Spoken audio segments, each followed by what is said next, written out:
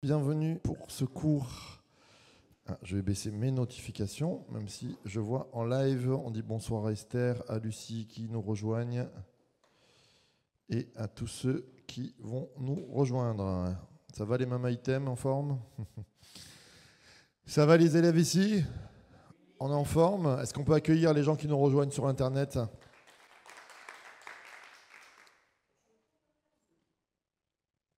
Alors j'ai dit, vous avez le droit d'amener vos casse-croûtes, tout ce que vous voulez, comme en université.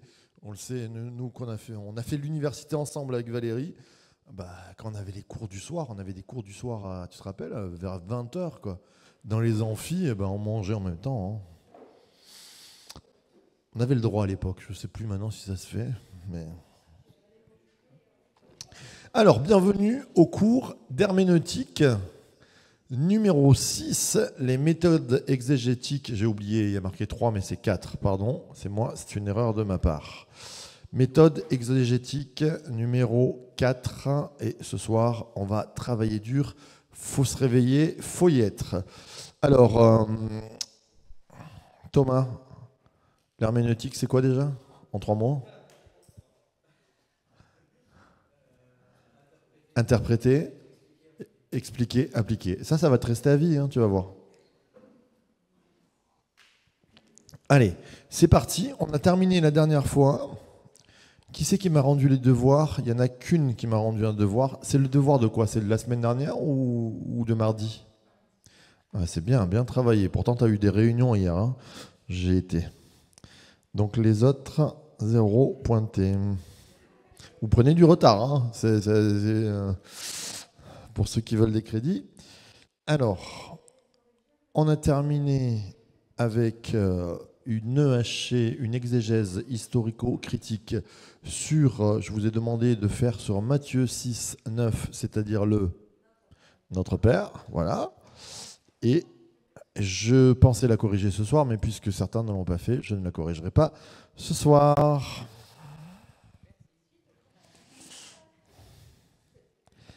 Si je ne l'ai pas avant fin mois de novembre, je ne prends plus après. Ça, c'est les petits devoirs. Alors, exégèse, vous pouvez envoyer, il y a une adresse mail sur les cours, c'est ça, Colline, une adresse mail, vous envoyez l'exégèse, pas long, on va dire 2 à 4, c'est largement maximum suffisant. Ce soir, nous allons voir l'exégèse narrative. Alors, on quitte l'exégèse historico-critique à la loupe, on quitte le côté presque scientifique, aller chercher dans l'archéologie, ça nous plaît un peu tous quand même. Si un jour on a encore l'occasion de pouvoir voyager en Israël, j'aimerais vous amener et faire un voyage en Israël avec les étudiants. C'est juste extraordinaire, Israël, pour le côté... alors, Jérusalem, c'est bien parce que c'est vieille ville, mais ça a été détruit, rebâti, tout ce que vous voulez. Mais la Galilée, je suis fan de la Galilée. J'espère un jour vous amener. Alors, l'exégèse narrative. Narrative, ça va parler de quoi, narratif? Les récits, raconter une histoire, d'accord? Donc, la narration, exactement. C'est écrit en petit le deuxième slide, donc on va zoomer, je ne sais pas si on peut zoomer, c'est moi qui ai fait. Il y a l'autre slide s'il te plaît. Dans la Bible, il y a exactement 387 chapitres de poésie, c'est fort ça quand même. Je ne pensais pas qu'il y en avait autant. En préparant je suis allé fouiller ça. Donc 33% de la Bible c'est poétique. C'est beau, quand même. Je trouve que ça dépasse notre... Alors, qu'est-ce qu'on met dans la poésie, Jocelyne? Par exemple, des passages de la Bible qui sont en poésie. Jocelyne, pas Jocelyn. Alors, Jocelyne, je l'embête. J'ai pas entendu. Les proverbes. Les proverbes, il y a un certain passage. Alors, les proverbes, ça s'appelle des proverbes. Alors, je ne sais pas s'il les compte là-dedans. Pardon, le Cantique des Cantiques, poésie, exactement. Timothée. Psaume, bien sûr. Y a-t-il dans le Nouveau Testament de la poésie?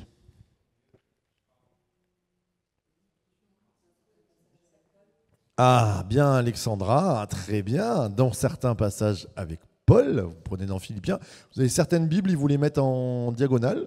C'est des hymnes, ouais, c'est des hymnes poétiques. C'était un peu comme, imaginons, on serait en train de prêcher aujourd'hui, et puis je m'arrête dans ma prédication et je dis, parce que Jésus, c'est mon rocher, mon soutien, mon abri sûr, ma forteresse. Et voilà, bah, c'est ce que fait Paul. Il écrit, et puis il prend un cantique d'antan que tout le monde connaît. Voilà. OK? Donc vous avez aussi vous avez des hymnes, beaucoup dans le Nouveau Testament, qui reprennent un peu un esprit poétique, on va dire. Et puis, vous avez 49% de narratif. 520, je crois que c'est 522 chapitres. Ouais, bon, on m'a mis 502, mais j'ai un doute. C'est moi qui l'ai tapé. Et donc, 49%, ça veut dire que presque la moitié peut s'expliquer avec l'exégèse narrative. Donc, 49% de la Bible, ce sont des récits, ce sont des histoires. Alors, quand je dis histoire, il faut faire attention, parce que les gens ils disent ah, c'est des contes. Non, mais ce sont des récits de vie. C'est pour ça qu'il vaut toujours mieux prendre le mot récit, parce que histoire, ça fait un peu... c'est des histoires pour les enfants. Non, ce sont des récits, d'accord ? 49%. Pourquoi je vous dis narrative? Parce que la poésie ne pourra jamais être expliquée par l'exégèse narrative. Vous passez obligatoirement par de l'exégèse historico-critique et peut-être une exégèse poétique, c'est-à-dire qu'à un moment donné, on va normer sur la poésie. Il y a quand même des... là où on va travailler aujourd'hui, par exemple, les figures de style, il peut y en avoir aussi en poésie. Bien sûr que l'historico-critique et la narrative vont vous servir pour la poésie, mais il n'y a pas d'histoire dans la poésie, d'accord? Donc, enfin, plus ou moins, il ne peut y avoir d'histoire, quoi. Voilà. Mais non, il n'y a pas de personnage. Il y a pas, on va voir ensemble, c'est pas un récit. Donc, bonsoir, bienvenue. L'exégèse narrative, donc, c'est vraiment pour des récits. 49% de la Bible est écrit dans ce style-là. Donc, on va travailler cette exégèse-là. Ça va vous aider. Alors, l'exégèse narrative est plus simple, à peu près, plus abordable que l'historico-critique. Il n'y a pas besoin de savoir lire le grec. Il n'y a pas besoin de savoir lire l'hébreu. Il n'y a pas besoin de connaître l'histoire du peuple dans son détail. Non, on ne va pas chercher dans l'histoire. On reste sur le récit. D'accord? Donc on va travailler le récit pleinement. On va y aller à plein poumon. Alors, qu'est-ce qui s'est passé? Ça n'avance pas chez moi. Alors, l'exégèse narrative, on pourrait dire comment l'auteur et le texte communiquent-ils son message au lecteur? Ça va vraiment être ça. C'est écrit tout petit, je ne sais pas pourquoi c'est passé en tout petit comme ça, mais comment l'auteur et le texte communiquent-ils son message au lecteur?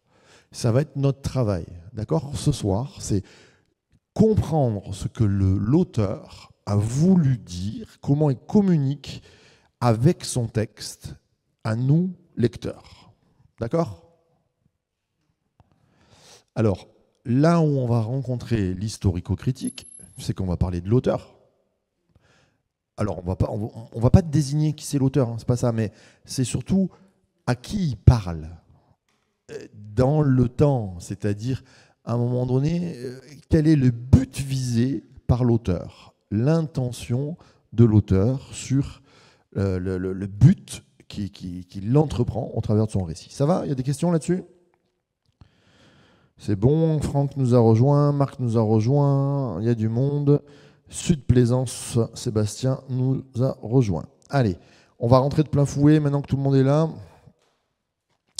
Donc la méthode narrative, la méthode de l'exégèse narrative, la voici. Vous pouvez travailler votre schéma avec vos dessins, là vous prenez des notes. Donc il va y avoir 5 étapes.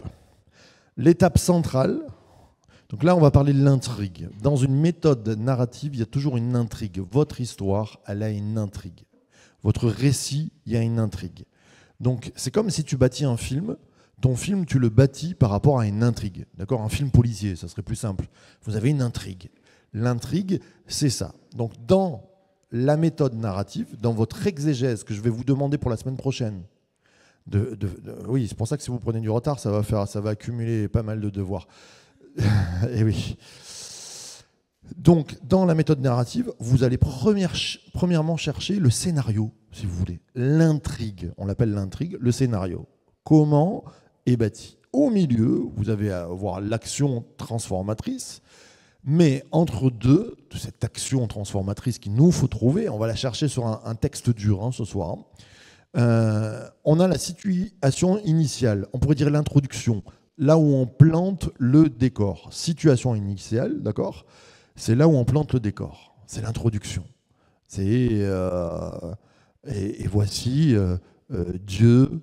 Il y a Dieu qui est en train de créer et qui parle et qui va dire au commencement, voilà, vous avez la Genèse, au commencement, Dieu dit. Voilà, là on plante le décor en 3 mots, au commencement, Dieu.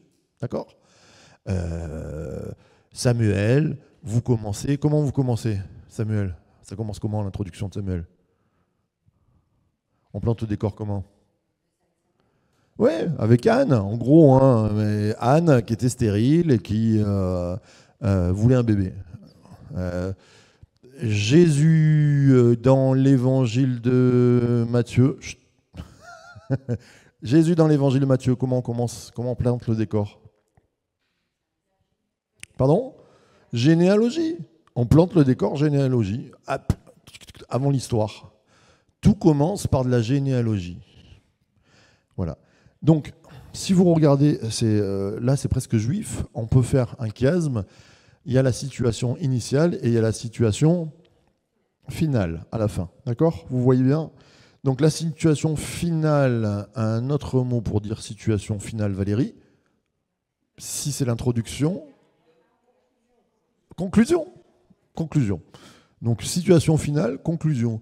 C'est-à-dire comment, dans Jocelyne, dans les Walt Disney, comment ça finit la situation. Non, je ne vais pas demander, je vais demander à Laurine. Dans les Walt Disney, la situation finale, comment elle finit ? Avec une phrase. Non, et c'est quoi la phrase ? Non, je veux pas. Sa mère, elle balance. -1 pour Alexandra. Voilà. C'est ça. Et ils se marièrent et eurent beaucoup d'enfants. Situation finale. Désolé, Alexandra, -1. Ils se marièrent et eurent beaucoup d'enfants. Situation finale. Et Myriam. Voilà. Et ils vécurent heureux. Et. Alors, oui, ils vécurent heureux et se marièrent et ils vécurent heureux. Oui, on n'est pas dans... Pardon, j'allais oublier ça, je vais me faire lapider pour une éthique du mariage un peu légère. Sur les contes Walt Disney, oulala, on va loin.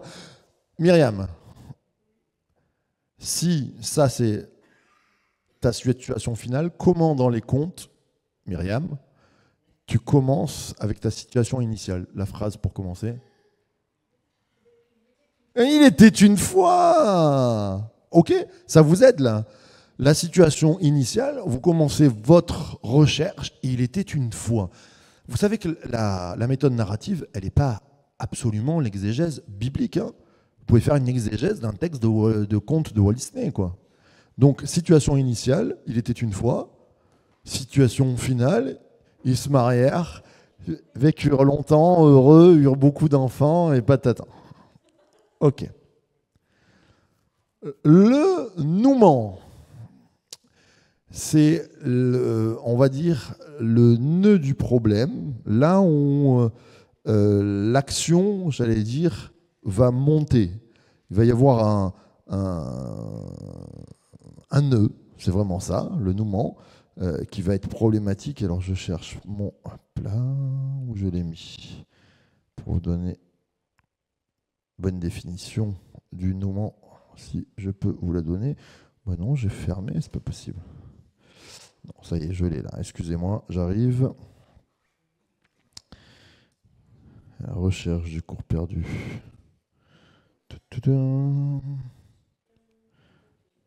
C'est pas possible ça. Là.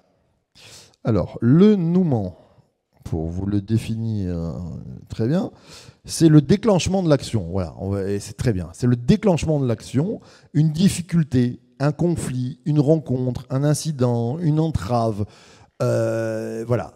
C'est si on commence dans Cendrillon, je ne sais pas, le nouement. Ah tiens, dans Cendrillon, le nouement, ça serait quoi? Elle se...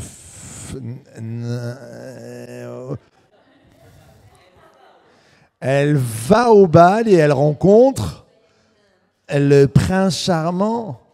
Et là, il y a une problématique. Voilà, le nouement, il se monte là. Elle va au bal, elle ne devrait pas y aller. Elle rencontre le prince, elle ne devrait pas y aller. Elle perd sa godasse. Voilà.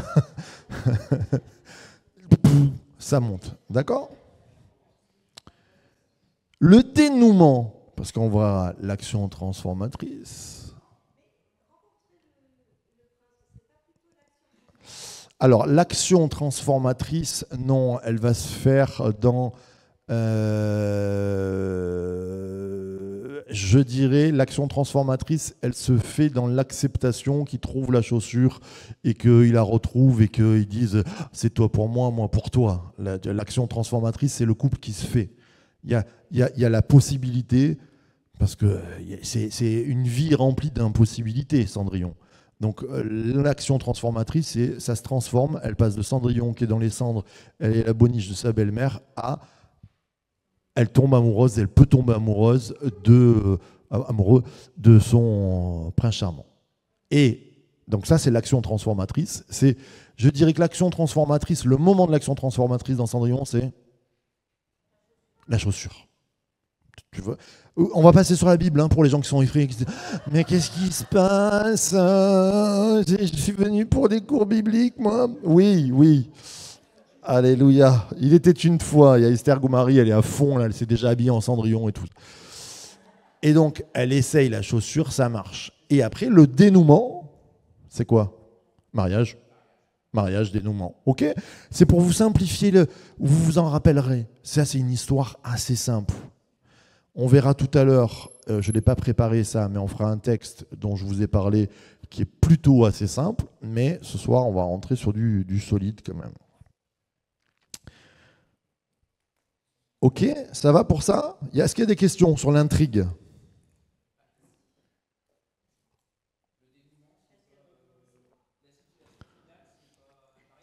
Et non, la situation finale, c'est ils vécurent heureux. Tu vois? Le mariage, c'est le dénouement, c'est ce qu'on attend.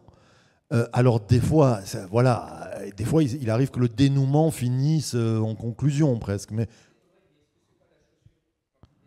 de quoi? Non, parce que c'est là l'action transformatrice. Ça transforme le chaos de la vie de Cendrillon se transforme à ce moment-là. S'il n'y a pas le geste qui est là, bah, ça ne se passe pas. Ok? Ça va pour ça? Est-ce qu'il y a des questions? Je regarde sur Internet, il n'y a pas de questions. Ça va? Ça m'étonne que Franck Pianfetti ne nous dise pas, oui, Cendrillon, pardon. Je ne vais pas le chauffer parce que sinon on va avoir 18 questions. Alors, donc là, la première chose qu'on regarde donc, en procédé narratif, c'est, qu'est-ce qu'on regarde? On en a parlé? L'intrigue, le scénario, d'accord? En gros, le scénario, vous regardez ce que ça raconte. Deuxièmement, le procédé d'écriture. Parce que là, on n'est pas au cinéma, on va regarder le procédé d'écriture. Comment? Je ne vous ai pas tout mis, là. Ce n'est pas une liste exhaustive, mais c'est le temps. Vous avez par exemple dans la Bible, et ça c'est intéressant d'avoir quelques traductions avec vous différentes. En narratif, ce n'est pas forcé d'avoir des traductions. Mais pour le temps, c'est intéressant d'aller regarder. Des fois, c'est au présent. Ça vous est pas arrivé de lire dans le Nouveau Testament, il marche, Jésus voit, il touche, il guérit, alors que dans notre Bible, on a et Jésus l'ayant vu. Vous n'avez pas le même temps. Et je trouve que des fois, le temps présent, en grec, des fois, c'est écrit au présent, c'est un peu plus percutant. Vous allez travailler le temps, vous allez travailler les répétitions. Par exemple, en hébreu, il y a beaucoup de répétitions. Il y a des répétitions, des répétitions. Et pourquoi y a-t-il des répétitions? Eh bien, il y a des répétitions parce que la langue est friande. C'est presque une figure de style, la répétition, chez les Hébreux. En France, par exemple, quand on écrit un poème ou quand on écrit un texte, la répétition est interdite. Quand moi, j'ai fait première et terminale littéraire, on mettait une répétition dans une phrase, et nous voyons que le monde a changé, car le monde, bam, c'était -2, hein, on n'avait pas le droit. En hébreu, si tu mets pas de répétition, tu as -2. Vous avez des exemples qui sont... voici, je compte sur le Seigneur plus que le garde ne compte sur le soleil qui se lève sur le matin, plus que le garde ne compte sur le soleil qui se lève le matin. Il le dit 2 fois. Alors on s'est dit, est-ce qu'il a bégayé en écrivant? Non, c'est les Hébreux, ils aiment ça. Les répétitions, les figures de style. Allez, les figures de style, on va vous envoyer, c'est possible sur Internet de l'envoyer, c'est déjà envoyé, c'est déjà placé. Je vais demander à Timothée, qui est rapide, svelte, je vous fais passer une feuille. Pour ceux qui travaillent, en tout cas pour ceux qui veulent travailler le cours, des figures de style les plus...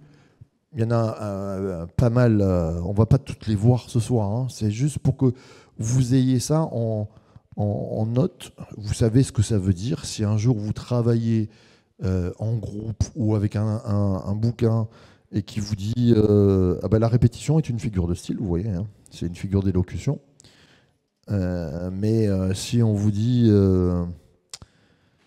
la métonymie, vous ne serez pas étonné de la métonymie, d'accord?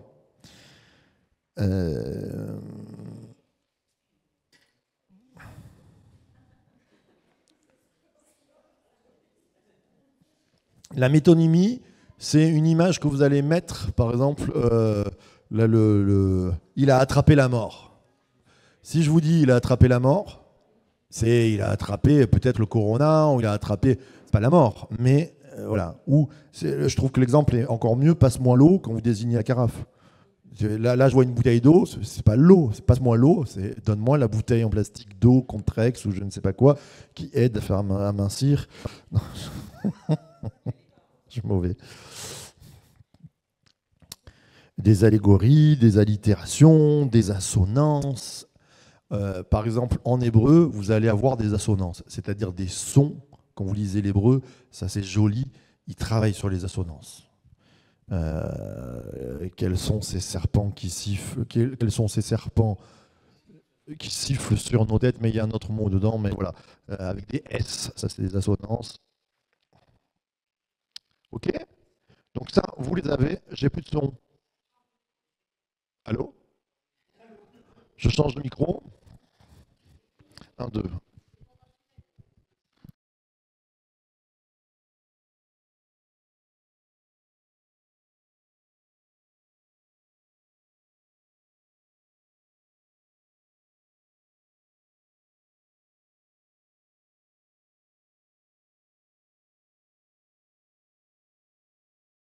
Ah, je ne sors pas dans le live. C'est bon. Est-ce que tout le monde m'entend dans le live? Est-ce que je peux avoir une réponse des gens qui sont là? Voilà. Si vous m'entendez bien, dites-le. Donc, ça, c'est les figures de style. On ne va pas les voir, mais vous les avez. C'est un travail littéraire. Donc, bien sûr, les figures de style, elles vont y être. Les répétitions, c'est facile de voir les répétitions, par exemple. Oui. J'ai pas compris. Rapidement, s'il te plaît, la question. Mais bien sûr, on peut utiliser ça dans la Bible, puisque la Bible est écrite et avec un langage. Et un langage a des codes, si tu veux. C'est comme si tu dis, quand tu chattes et que tu as envoyé un GIF, ben, tu as envoyé une image GIF, c'est le code. Si je dis j'ai envoyé un GIF, qu'est-ce que j'ai envoyé? Une image animée. C'est pas une photo, une image animée. D'accord? C'est le code.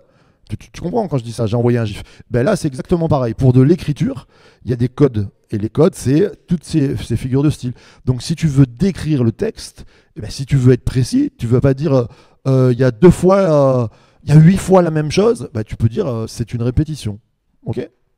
Je sens que il y a plusieurs fois la sonorité S, c'est une assonance. D'accord. Alors, Jésus fait des métaphores, exactement. Jésus fait des. Et- en vérité, c'est une répétition. Pourquoi il dit en vérité, en vérité? Ça, c'est tout un débat. C'est très très bien, par exemple. Voilà. Je continue. Donc là, vous les avez, on vous les a envoyés. Les figures de style, les précisions. Ah, ça, on le verra. Des fois, l'auteur, il précise quelque chose. C'est-à-dire, on est dans le texte, il y a une précision remarquable. Par exemple, euh, la prostituée Rahab mit un foulard sur le bord de sa fenêtre. J'ai oublié un truc. Rouge comment? Rouge cramoisi. Souvent, on a d'aller. Il y a ce. Pourquoi? Pourquoi il y a ce détail-là? Il aurait pu dire il a mis un foulard. Qu'est-ce qu'on s'en fiche de la couleur? Je pense que chez l'auteur, il y a une importance, il y a une intention derrière ce rouge. Peut-être que je peux ne pas la trouver, peut-être que l'auteur l'a mis comme ça, mais quelquefois, vous allez avoir des intentions. Le livre de Juge ou l'évangile de Jean, il y a des chiffres de partout. Il y a 30 tuniques, il n'y en a pas 29. Eh ben, qu'est-ce que ça va représenter? C'est forcé à un moment donné, quand les chiffres sont présentés, au moins vous vous y penchez, vous regardez. Je vois ta main, attends Romain, s'il te plaît. Je l'ai vu, j'ai vu ta main, le Seigneur t'a vu aussi. Euh, donc il y a des précisions qu'il y a dans le texte, il ne faut pas les rater. Parce que ces précisions-là, elles peuvent ne pas être importantes, mais elles peuvent être importantes. D'accord? Donc elles peuvent amener quelque chose au texte, aller plus loin. Oui. Alors ça montre que la Bible elle est vraie parce que non. Non, ça. Alors désolé Roman, mais il y a des textes écrits par Baudelaire qui sont hyper précis ou des récits. Alors je dirais pas Baudelaire parce que c'est pas du côté narratif. Tu prends un Émile Zola, c'est bien plus précis que ce que la Bible ne l'est. Je peux te dire que c'est détaillé. C'est pas pour autant que c'est la vérité. Tu comprends? L'écriture là, on n'est pas encore pour. Je suis pas là pour la prouver. L'exégèse narrative, elle est là juste pour dire qu'est-ce que je comprends, quelle est l'idée, qu'est-ce que l'auteur a voulu faire passer, qu'est-ce qu'il a infusé comme message à l'intérieur. D'accord? Voilà. Là, on n'est pas sur la preuve, la défense de la Bible. Voilà, c'est bon, des questions. Je vois pas beaucoup de questions sur le live. Est-ce que vous êtes là? Ils sont vivants encore ou c'est moi qui a bugué? Oui, c'est moi qui a bugué. Ils sont là. Alors je reviens en arrière et je le mets, ça ira mieux peut-être. Voilà, oui, je les vois, ils sont tous beaux là. Merci. Alors j'ai dit les adjectifs. Citez-moi un adjectif dans un passage biblique qui va être important. Un adjectif. Allez, c'est simple. Qu'est-ce que très bien. Zachée était un homme petit. Ça va jouer dans sa vision. Autre adjectif. Allez, c'est facile. Goliath, il était grand. Eh, mais là, grandement, grandement. D'autres points de vue?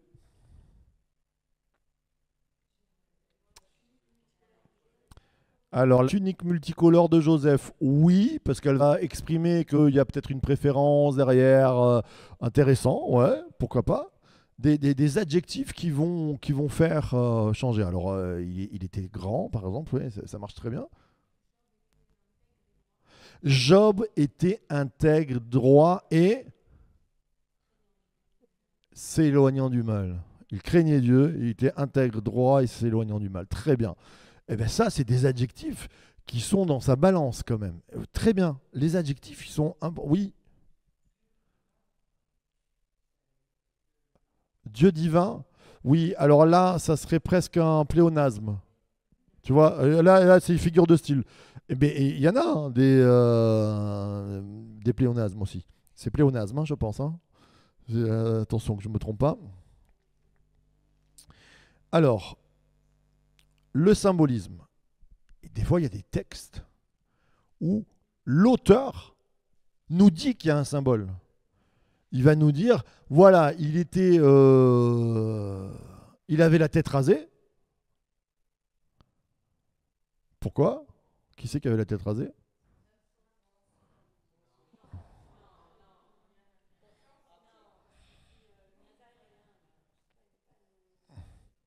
Ouais. Mais qui? Nouveau Testament. Paul, merci, il a fait vœu de Nazir eh ben oui, il fait un vœu. C'est quoi le symbole derrière? Il y a un symbolisme derrière. Il se rase la tête. Ah, ça veut dire quoi? Il y a un vœu derrière. Faut aller voir. D'accord? Vous comprenez? Donc c'est intéressant.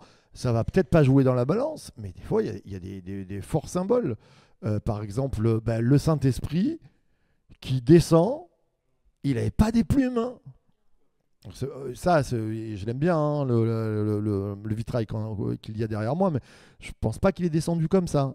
Il est descendu tel une colombe. Donc là, le symbolisme qu'il va y avoir derrière, c'est là où, comment je le comprends, le symbolisme le Saint-Esprit descend comme une colombe. Il descend avec douceur. Ouais, alors est-ce que là c'est dans la synonyme de paix parce qu'il y a le symbole de la paix? Why not? Allez, je prends. Symbole de la paix. Oui, alors est-ce que ça remonte à Noé le symbolisme? On peut. Moi je pense quelque chose de blanc qui descend et qui flotte. Mais ouais, parce que ça descend, ça devait être un peu lumineux, ça devait un peu flotter comme ça. Et voilà. Et donc il exprime. Comment il exprime? Il dit, bah, j'en sais rien, comme une colombe, quoi. Voilà. Donc il y a des symbolismes comme ça qu'il faut regarder et ça nous remonte. Ta prédication, tu peux la faire partir sur la paix, tu peux la faire partir sur Noé. C'est bon? Pas de questions? On est bon? Je regarde la technique, tout est bon. C'est à vous, hein, la technique, hein, vous me dites. Tout ce qui est procédé narratif dans le texte. Alors, on est en train de le regarder. Tout à l'heure, on va travailler, hein. Procédé narratif, les malentendus. Alors, procédé narratif, c'est pas tout à fait des figures de style. Là, c'est parce que c'est techniquement littéraire. Un malentendu, c'est pas une figure de style. C'est un procédé narratif. L'ironie, les quiproquos. Y a-t-il des malentendus? Par exemple, dans les juges, il y a un super quiproquo.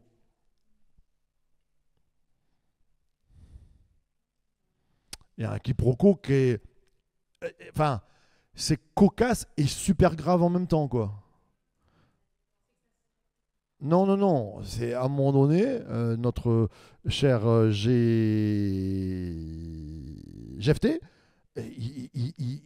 c'est- il va dire le premier que je trouve sur mon passage quand je rentre, je le sacrifie. Il y a un quiproquo, c'est sa fille qui sort, quoi. Là, ça marche. Il y a un malentendu qui se passe. Il croit qu'il va croiser un chien. J'en sais rien, je sais pas. Mais il y a un vrai problème. On s'attendait pas à ça. D'accord? Donc, dans l'histoire, il y a un rebondissement extraordinaire à cause de ce procédé-là qu'on est en train de dire, narratif. L'auteur joue avec ça. Il aurait pu dire, s'il voulait pas, s'il vous plaît, un peu de silence, les élèves, Jean Caillou. Merci, c'est un petit peu dérangeant, là. Si vous avez des questions, vous pouvez les poser. Euh, il aurait pu écrire, voici, GFT avait gagné, et puis il mise à part sa fille, où il offrit en sacrifice sa virginité, j'en sais rien, voilà, et il est placé comme ça. Non, il y a tout un montage avant. Si vous regardez le texte, il commence l'histoire en disant oui, GFT qui parle et qui dit ah, si tu me donnes de gagner, j'offrirai le premier qui passe devant ma porte. Là, ça prépare le terrain. On est comme ça, on se dit oh, qui va passer en premier? Nous, on connaît l'histoire, mais quand tu l'as lu pour la première fois, tu dis ah, pourvu que ce soit pas sa fille. Eh ben si, mince. Voilà, ça fait monter la tension. Il y a du suspense à cause de ça. Oui, question Myriam. Quand Hérode dit à sa fille, rapidement, enfin, pour qu'ils en. Exactement, c'est la même chose. Quand Hérode dit demande-moi ce que tu veux à sa belle-fille et qu'elle lui dit la tête de Jean-Baptiste, ouh, malentendu, quiproquo, mais tu t'attends pas. C'est un rebondissement terrible. Terrible. On est d'accord. Ça va? Ah, les scènes types. C'est toi qui m'as dit tout à l'heure. Ça revient. Oui, il y a des scènes types qui reviennent. Par exemple, dans la Bible, citez-moi des scènes types, c'est-à-dire des, c'est pas des personnages, mais c'est des types de personnages récurrents, des types de personnages qui vivent la même chose. Ah, les femmes stériles. Les femmes stériles, c'est des scènes types l'exemple c'est l'exemple le plus frappant, je crois. À chaque fois, Dieu utilise. Alors, si ce n'est. Ce qui est intéressant, j'allais dire, si ce n'est Marie pour Jésus, mais c'était une stérilité de choix. Elle est encore plus frappante. Elle n'est pas stérile, mais elle est stérile. Parce qu'elle n'est pas mariée. Il y a quand même une base. Christ sort d'une stérilité masculine, j'allais dire, parce qu'il n'y a, pas le papa normalement. C'est très intéressant. Donc vous avez, par exemple, ces scènes types. Donc il nous arrive dans des textes que vous allez lire. Ah tiens, je sais pas, il y a des personnages aussi récurrents, personnages récurrents de l'Ancien Testament. Ouais. Euh, euh, per- Alors les patriarches, ouais, ça c'est un type de personne, on pourrait dire, mais il y a une personne qui est récurrente. Le prophète, c'est un type, non, non, non, c'est la même personne. Mais dans l'Ancien Testament, non, Valérie. Et l'ange de l'Éternel, il est super récurrent. Et l'ange de l'Éternel, c'est pas l'Éternel. Mais il est récurrent. Lui, c'est celui qui apparaît partout. Tout, je suis là, hop, je suis là, je me cache derrière les pages. Est-ce Christ? Oui, il y a quand même du christique à 100%. Ok. Ça va pour là. Est-ce qu'il y a des questions?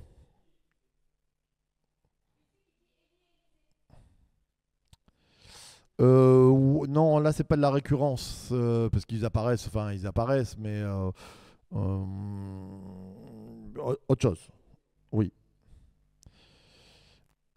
Allez, maintenant, donc, on a fait l'intrigue, on a fait la procédure d'écriture, c'est-à-dire comment le texte est écrit, d'accord? À quelle personne il est écrit. Maintenant, les personnages. On voit les personnages. Donc, le rôle principal. On va rechercher les personnages. Vous allez voir, tout à l'heure, j'ai pris un texte où vous allez voir le nombre de personnes, des fois, on passe dessus. Mais il y en a. Dans le Nouveau Testament, par exemple, des fois, il y a la foule, des fois, il y a la belle-mère, il y a certains apôtres, et puis il y a les 12 apôtres, il y en a 3 qui ressortent d'eux. Vous avez tout un montage, on les oublie souvent. Il peut y avoir les animaux dedans. Les animaux jouent quelquefois un rôle dans l'explication. Donnez-moi un animal. Noé. Ah oui, Noé, ouais, mais l'ânesse de Balaam, elle parle carrément. Moi, j'aime ce passage quand même. Le gars, il veut passer, il veut passer. Ah, comment tu vas? Elle doit parler comme ça, je pense. Hein, je sais pas, une ânesse, quoi. Euh, Alors, la femme syrophénicienne, non, il n'y a pas d'animaux. Elle symbolise. Elle prend pour symbole. Elle dit voici les petits chiens. Alors, oui, ils existent, ces petits chiens, mais elle se symbolise en disant je suis un petit chien. C'est très bien. Oui, oui, et très bien, parce que on peut prêcher là-dessus et dire qu'est-ce que ça peut représenter l'ânesse ou l'anon. Est-ce que c'est nous? Est-ce qu'on porte Jésus? Soyez des ânes. Prochain titre du livre de notre cher Jérémy Poulet. Après, soyez des hommes, soyez des ânes. C'est pas mal, non? Jérémy, si tu nous regardes. Oui, Alexandra. Alors, un gros poisson, parce que la baleine n'aurait pas pu avaler Jonas. Le gros poisson, tout à fait. Parce que hein, une baleine, ça peut pas avaler de grosses choses. Ça mange que du plancton. Il y a des filaments. En fait, il n'y a pas de dents. Peut-être c'est un cachalot ou plutôt quelque chose comme ça. Pardon? Le lion de Samson, c'est très bien. Voilà, là on est dans les animaux, on aime les animaux, on voit. Donc, vous allez avoir le rôle principal. D'accord? Le rôle principal, pas toujours si simple à discerner. Par exemple, quand vous avez dans... Ah non, je veux l'utiliser tout à l'heure, donc je ne vais pas le prendre. Euh, La Samaritaine, rôle principal. Ah, vous vous rappelez l'histoire de la Samaritaine? Qui c'est qui tient le rôle principal? C'est Jésus ou c'est la Samaritaine? Alors, qu'est-ce qui va nous dire que c'est Jésus ou la Samaritaine qui a le rôle principal? Rappelez-vous ce que je vous ai dit, l'intention de qui on va travailler? L'intention de l'auteur. Qui c'est qui a dit l'auteur? Merci. L'intention de l'auteur.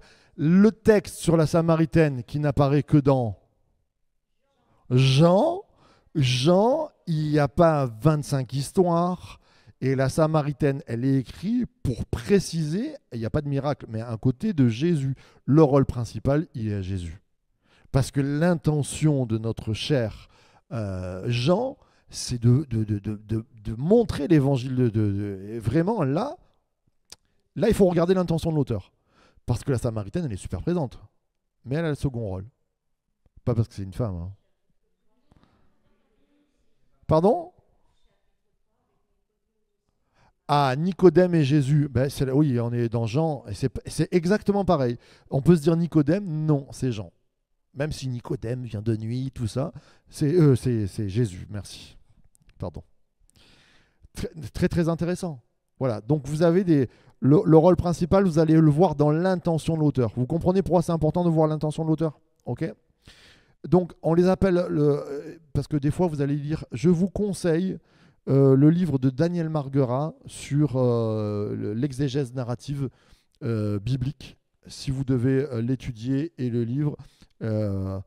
Ça s'appelle aussi la narratologie, mais voilà, Daniel Marguerat, qui est un spécialiste, qui a amené en francophonie, on va dire, l'exégèse narrative, qui existait, enfin, il a fait partie des chercheurs, mais Marguerat. Marguerat, il y a un T à la fin, oui. Peut-être deux R, j'ai une hésitation. Daniel Marguerat. Donc, il va appeler, par exemple, Daniel Marguerat, il va dire c'est les personnages ronds. Entre personnages plats et ronds, quelle est la différence? C'est qu'il y en a un, simple, 3D et l'autre 2D. Vous voyez, vous vous rappelez, Super Mario, il est en 2D, il marche comme ça, comme les pharaons. 3D, c'est, on le voit dans toute sa globalité.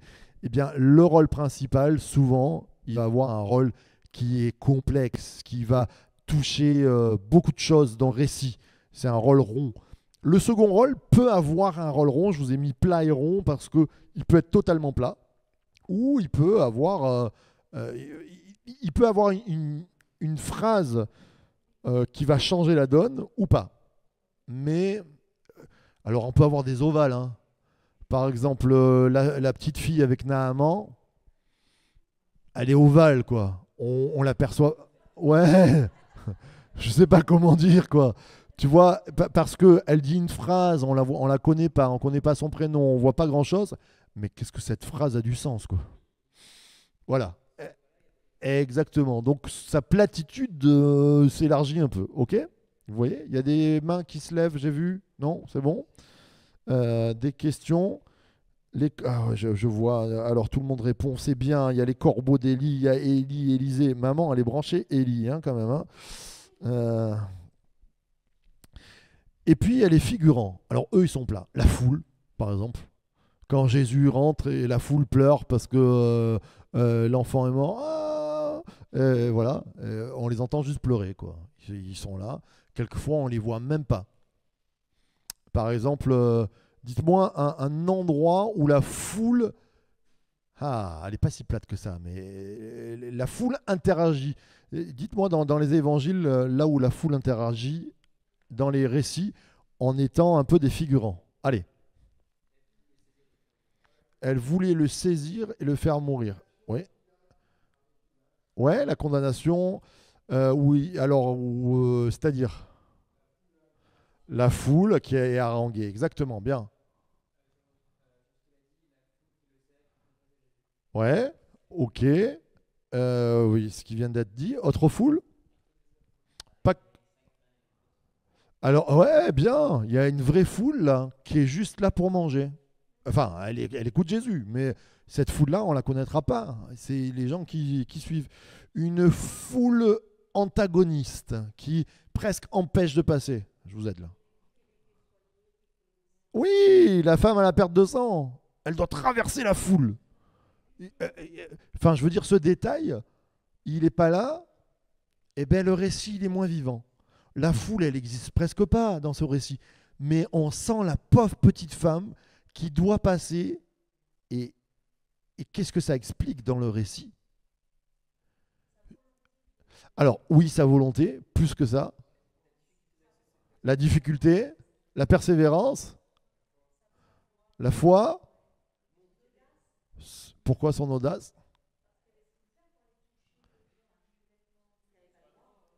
En fait, avant Jésus, il y a la foule. Elle n'a même pas le droit de toucher la foule.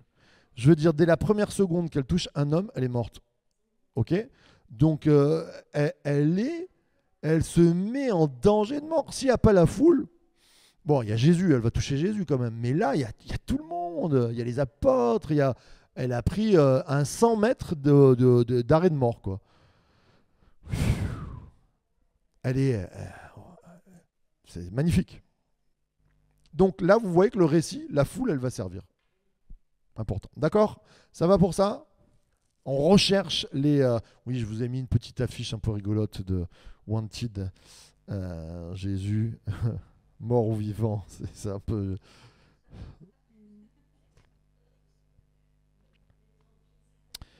C'est bon? Y a-t-il des questions? C'est bon? Alors maintenant, le point de vue de l'auteur, je vous en ai parlé. Le point... Jeune homme, attention. Le point de vue de l'auteur. Donc, c'est des notes, hein, c'est pas forcément... La vision et le but, on l'a vu. Quel est le but et la vision de l'auteur? Qu'est-ce qu'il vise? L'auteur n'écrit pas un texte pour juste parler. Même dans les chroniques. Les chroniques, on se dit, ah ben ils ont écrit. Non, il y a une importance. Les chroniques, c'est, on a appris la déportation, on en reparle, on rebâtit, on met la royauté forte. C'est important, quoi. Il y a, il y a une écriture différente entre les rois et les chroniques. Parce que la visée, elle est différente. C'est exactement les mêmes textes. Hein. Enfin, c'est les mêmes récits, racontés différemment. Si je vous compare les rois et les chroniques, même histoire racontée différemment, vous me dites un autre exemple? Merci Michel, les évangiles. Vous en avez 4, j'ai dit souvent, les 4 évangiles, c'est écrit parce que si tu regardes un livre, tu peux le voir là, tu peux le voir là, tu peux le voir là, tu peux le voir là, tu peux le voir là. Il y a les 4 côtés. On regarde les 4 dimensions de Jésus. D'accord? Donc c'est la visée de Matthieu dans ses récits n'est pas la même que Jean. Après, il y a des bien sûr qu'il va y avoir des visées semblables. Quelle est la visée semblable de tous les évangélistes? Jésus est fils de Dieu, Jésus est Dieu. On présente Jésus, Jésus est le but, on est d'accord. Mais des fois, on va avoir une visée un peu plus différente. Je vous ai mis le procédé volontaire. N'oubliez jamais que l'auteur a un procédé volontaire. Il est présent plus ou moins. On va avoir des textes. On l'a mardi. Qui c'est qui était là? Citez-moi l'exemple que je vous ai donné où l'auteur était présent. Dans Jean. Pourquoi il est présent? Mais oui, il dit, et moi, il y a la crucifixion, et il dit, je vous dis que c'est vrai, parce que moi j'y étais. En gros, il leur dit ça. Alors maintenant, vous vous taisez, vous lisez, vous croyez. On lit l'histoire, on est là, on la croit, le soldat romain qui casse les jambes des 2 autres, on est tous effrayés. La lance qui rentre sur le côté de Jésus, on est comme ça, et puis on nous sort. Et je vous dis que c'était vrai parce que j'y étais. Et il nous sort du texte, carrément, l'auteur est là. Donc ça, en narratologie, il faut le noter. Est-ce que l'auteur est présent? Est-ce que l'auteur n'est pas présent? Voilà. Oui. La transfiguration. Hmm. D'accord. Oui, alors dans l'évangile de Jean, tu sens que Jean est bien présent. Matthieu, non. Matthieu, il se présente pas. Mais Jean, souvent, il fait des digressions en disant oui, j'étais là. L'apôtre préféré de Jésus, pardon, hein. Non, mais à chaque fois, les gens, ils me disent oui, Paul, pardon, hein, je grossis un peu, mais il a un melon. Et Jean, c'est l'apôtre de l'amour. Je lis l'évangile de Jean, je trouve que Paul, il en fait pas autant, hein. Jean, il se présente à chaque fois en disant ouais, j'étais là, j'étais le préféré, nanani nana, j'étais à la croix. Oui. Alors Jean, il atteste la vérité. Oui, rapidement, parce que les gens t'entendent pas. En vérité, oui. Alors, peut-être, je ne l'ai pas remarqué, mais tu as dû lire Jean de Daniel Arnold, c'est ça? Non, non, pas du tout. Mais oui, c'est pas une critique, hein, que je fais sur Jean. Je dis juste, c'est surprenant comment Jean intervient dans son évangile.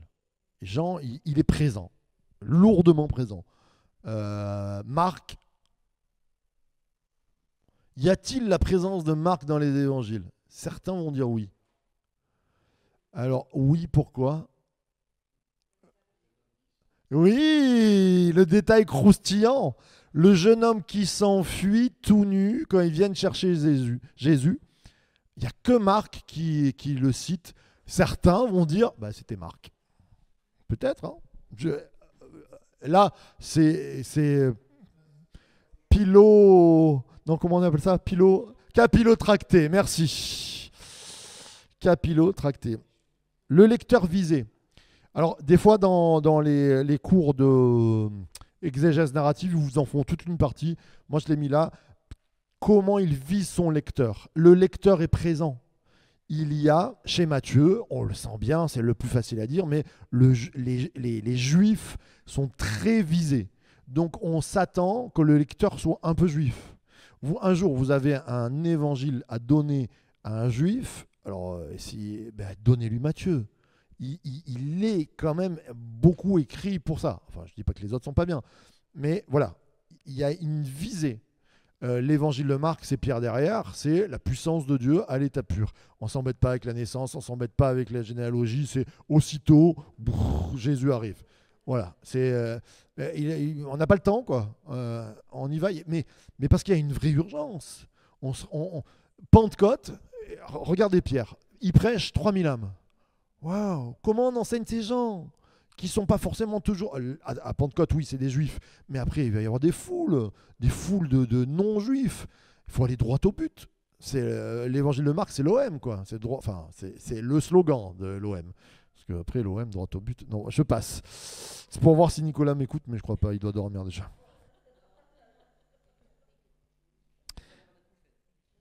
Et puis, le dernier point, l'interprétation théologique. Roman, tout à l'heure tu demandais, oui, en dernier point, mais ça ne fait pas partie de l'analyse narrative, mais de la méthode narrative. Mais nous, malgré tout, on va vouloir tirer l'interprétation théologique, c'est-à-dire je vais interpréter quelle est pour moi, comment ça me parle, quelle explication je lui donne et quelle herméneutique je vais mettre, quelle application je vais pouvoir mettre. D'accord? Ça va? Alors, il est... Oh non, je suis aussi bon que ça. 19h58. Il faut vraiment être bon parce que j'ai dit ça serait bien de faire une pause là et on va la faire. Donc, on va faire une pause là. On se retrouve dans 3 minutes exactement. Et après, c'est les travaux pratiques. On va prendre un texte pas si simple que ça. Et on va prendre tout ce que vous avez noté et on va travailler dessus. D'accord? Allez, on se retrouve dans 3 minutes. C'est le temps de boire, voilà. À tout de suite. Les amis, sur notre cours d'herméneutique, comment interpréter la Bible, les méthodes exégétiques, la dernière des méthodes exégétiques. Après, on arrête les méthodes, d'accord? Voilà. La narrative, ce soir, donc je vais vous donner l'occasion de travailler donc cette méthode-là sur le texte.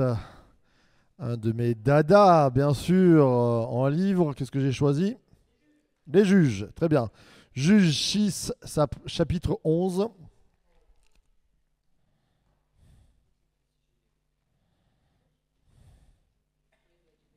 Oui, bien sûr. Juge chapitre 6 au verset 11.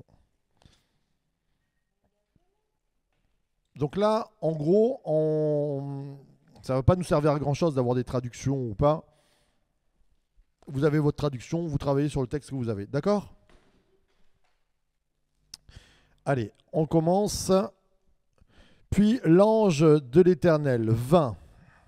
Il s'assit sous le térébinthe d'Ophra, qui appartenait à Joas, membre de la famille d'Abiézer.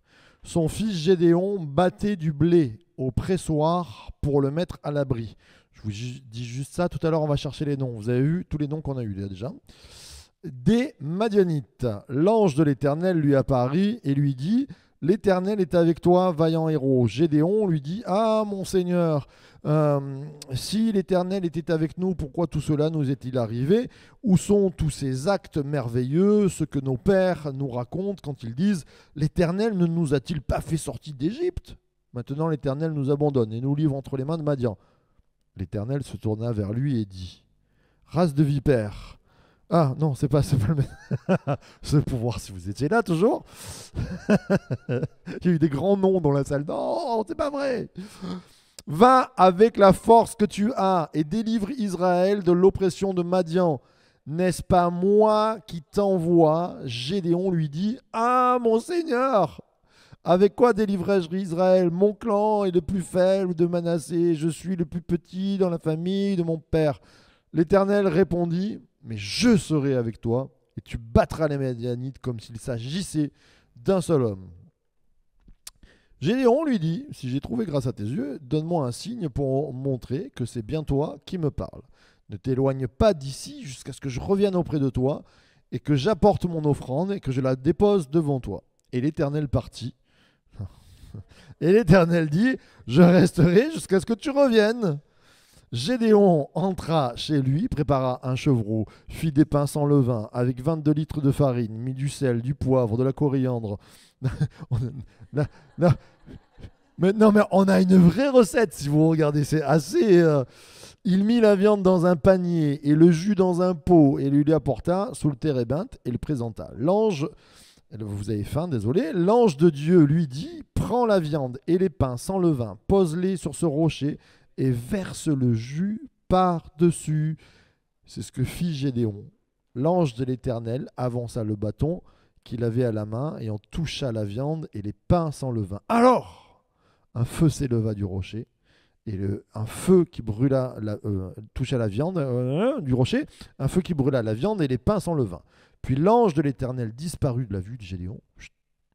Comprenant que c'était l'ange de l'Éternel, Gédéon s'exclama: Malheur à moi, Seigneur Éternel, car j'ai vu l'ange de l'Éternel face à face.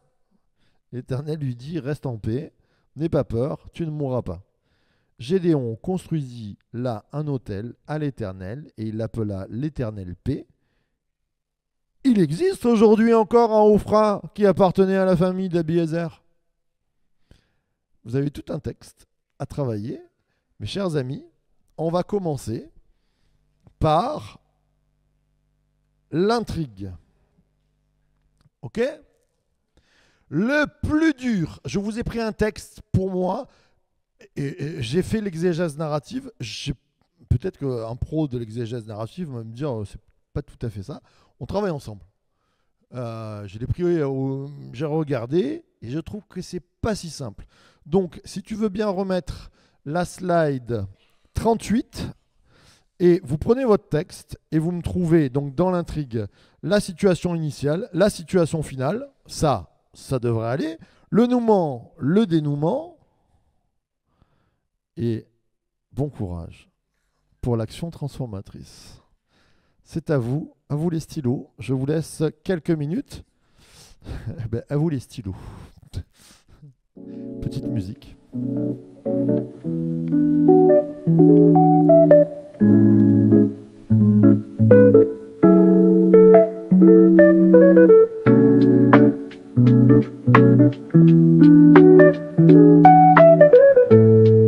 Pardon? Ah, tu n'étais pas sur le passage, toi. Alors, le passage, c'est Juge 6, du verset 11 à combien? 24.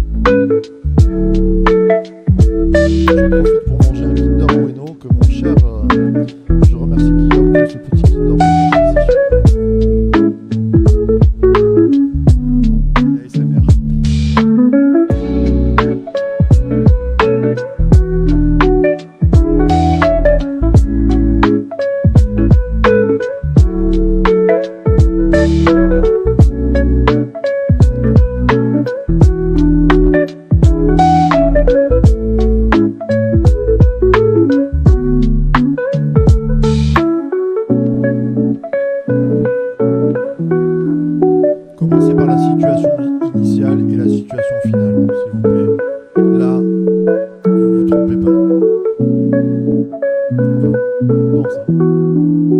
Celui qui me dit que la situation finale.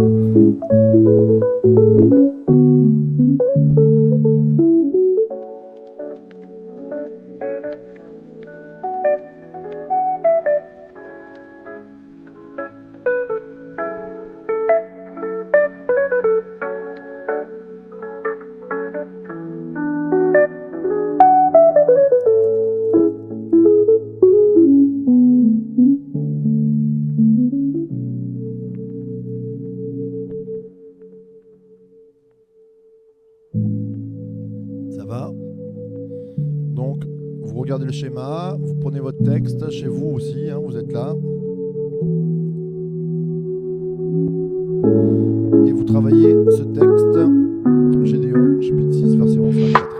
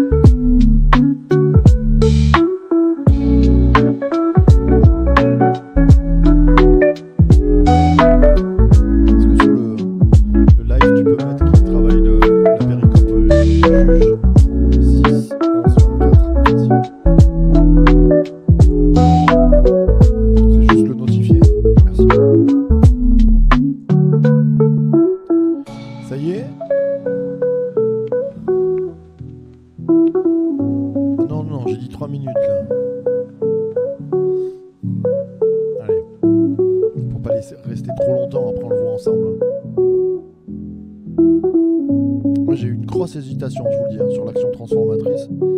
J'ai vraiment hésité et je suis pas sûr de moi, pour vous dire. Bon.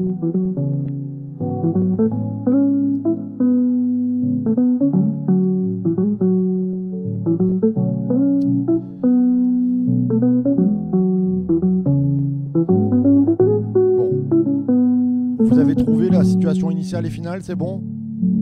Qui n'a pas trouvé? Qui lève la main? Ça va, tous les travailleurs, situation initiale, finale, vous avez trouvé. Le nouement, dénouement, vous avez trouvé. Allez, rapide. Allez, Jocelyne, tu peux le faire.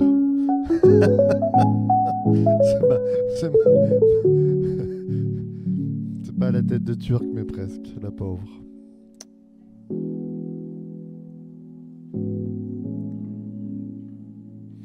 Ok. Thomas, c'est bon?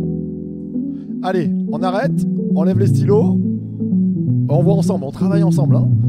Donc, tu peux laisser derrière nous le schéma, mais après on reprend la vidéo. Donc, c'est bon, on lève les stylos des cahiers. Jocelyne, situation initiale. L'ange de l'Éternel vint et s'assoit où? Sous le térébinthe et il y a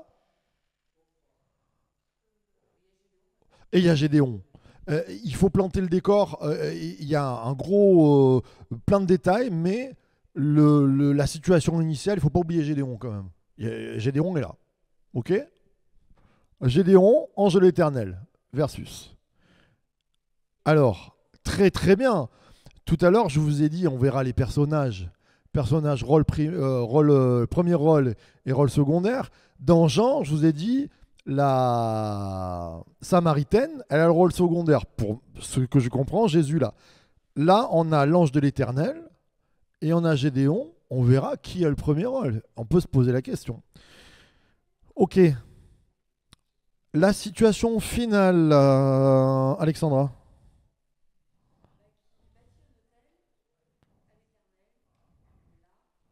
Il bâtit un autel à l'Éternel. Situation finale ou pas?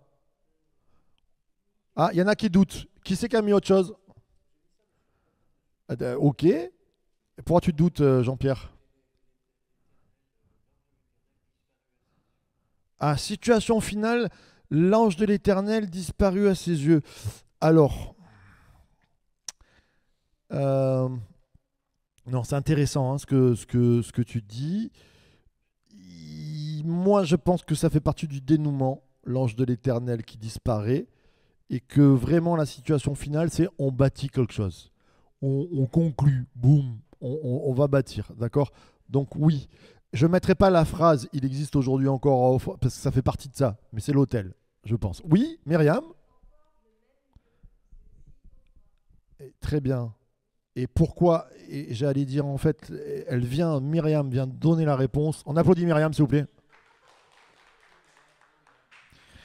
Parce que c'est de l'hébreu. N'oubliez pas, l'hébreu, je ne vous l'ai pas tous dit, on va voir dans la culture juive comment ils écrivent chiasmique, répétition. Au début, on te dit Ophra, à la fin, on te dit Ophra. Donc, introduction, conclusion. Bravo, Myriam, 100%. Oui, Abiezer, tout ça, il reprend les mêmes phrases. Donc, à 100%, Myriam a raison, 3 points en plus. Ok, maintenant, le nouement, ça devient. Alors, je vous le dis, pour moi, je me suis compliqué la tâche. Je sais pas. Le nouement, allez, on y va. Qu'est-ce que vous avez répondu? Je- Alors, l'ange accepta l'offrande. Je vois Lucie. Non, alors, je sais pas pourquoi tu as répondu sur l'ange accepta l'offrande, mais c'était pas le. Oui, alors, dites-moi, le nouement, c'est quoi le nouement? Alors, l'ange de l'Éternel proclame ou discute? Ok, ça, nous ment pour notre cher ami. Oui, pardon. Occupation par Madian. Alors, très intéressant. En fait, selon l'option que vous prenez, on peut hésiter. Et vraiment, c'est là. Mais je prendrai l'option du nouement par Madian. Parce que qui c'est qui fait basculer l'histoire? C'est Madian. Le gros problème, c'est dans une histoire d'amour, l'ex qui revient. Vous savez, dans les films de Noël où ils se rencontrent et puis il y a l'ex qui revient et qui dit hey, salut, comment tu vas? Et ben là, on a Madian qui arrive et je pense que Madian, c'est le nouement. Mais alors, j'ai pris un texte compliqué. Donc, le nouement, pour ma part, je le vois dans les Madianites au verset au tout début, le mettre à l'abri des Madianites. Et vous l'avez, en fait, il revient dans le nouement. Parce qu'on a un problème avec ce texte, c'est que Gédéon remet le nouement tout le temps. Le vrai nouement n'étant pas peut-être les Madianites presque, c'est le doute. Le doute de Gédéon. Donc, il y a les Madianites qui sont venus. Après, il dit l'Éternel nous a abandonnés à les mains de Madian. Et vous avez, au verset 17, Gédéon lui dit si j'ai trouvé grâce, donne-moi un signe encore. Il remet en cause. Il y a du nouement qui revient, je trouve. C'est-à-dire, il remet en cause l'action qui pourrait se passer. Même le verset 15 qui est, vas-y, dis-moi, c'est quoi le verset 15? Mais oui, et oui, voilà, très bien. Ça, on va le voir. Donc là, je suis le plus petit du plus petit du plus petit, les adjectifs, ils y sont. Et le dénouement. Alors le dénouement, ça dépend comment on le voit. Si tu es parti sur ce point-là, tu as dû avoir un dénouement qui est différent de nous. C'est quoi ton dénouement?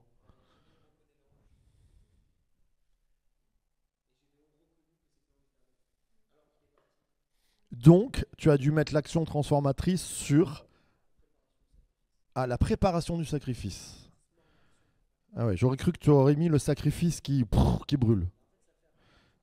Ouais, non, mais alors moi, j'ai pas mis l'action transformatrice sur le sacrifice. Alors, on va voir, hein, et peut-être je me trompe, hein. On travaille tous ensemble. Donc, autre chose pour les dénouements. Dénouement. Qui c'est qui a le dénouement? Autre dénouement?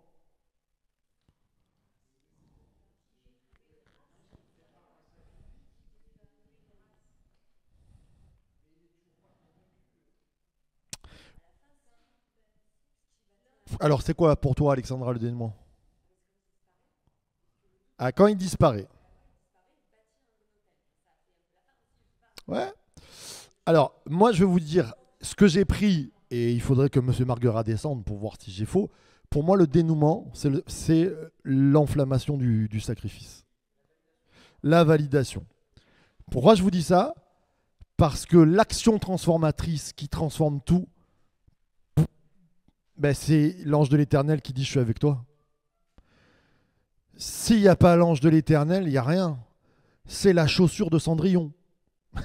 Qu'est-ce qu'il dit? Mais c'est à un moment donné, et c'est là où il revient, et c'est une action transformatrice qui revient assez souvent. Elle est au début quand il dit l'Éternel est avec toi, vaillant héros.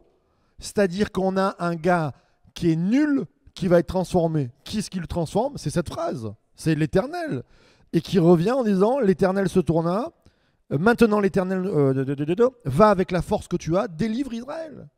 Et il lui reparle encore une fois au verset 17. Ne t'éloigne pas. Oui, il remet en place le doute.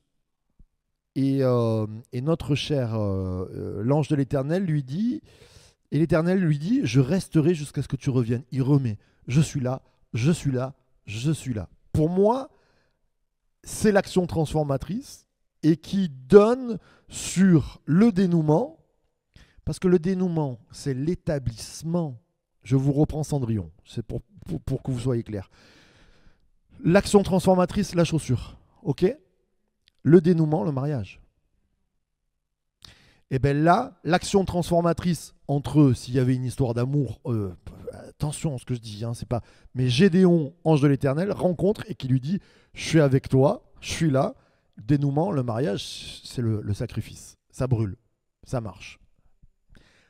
Certains auraient pris en dénouement le sacrifice qui brûle, en action transformatrice.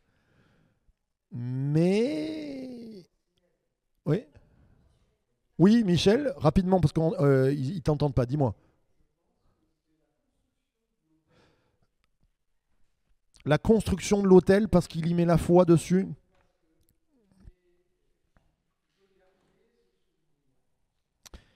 Ah non, tu dis le dénouement. Alors, mais non, parce que c'est vraiment pour moi la situation finale là. C'est-à-dire, on a fini, qu'est-ce qu'on fait? On termine, on a scellé, on ferme la porte, on met l'autel. Et le dénouement est avant forcément parce que la situation d'introduction et la conclusion, elles se ressemblent. Il y a les mêmes phrases, il y a les mêmes mots, il y a les... Là, je pense pas. Oui.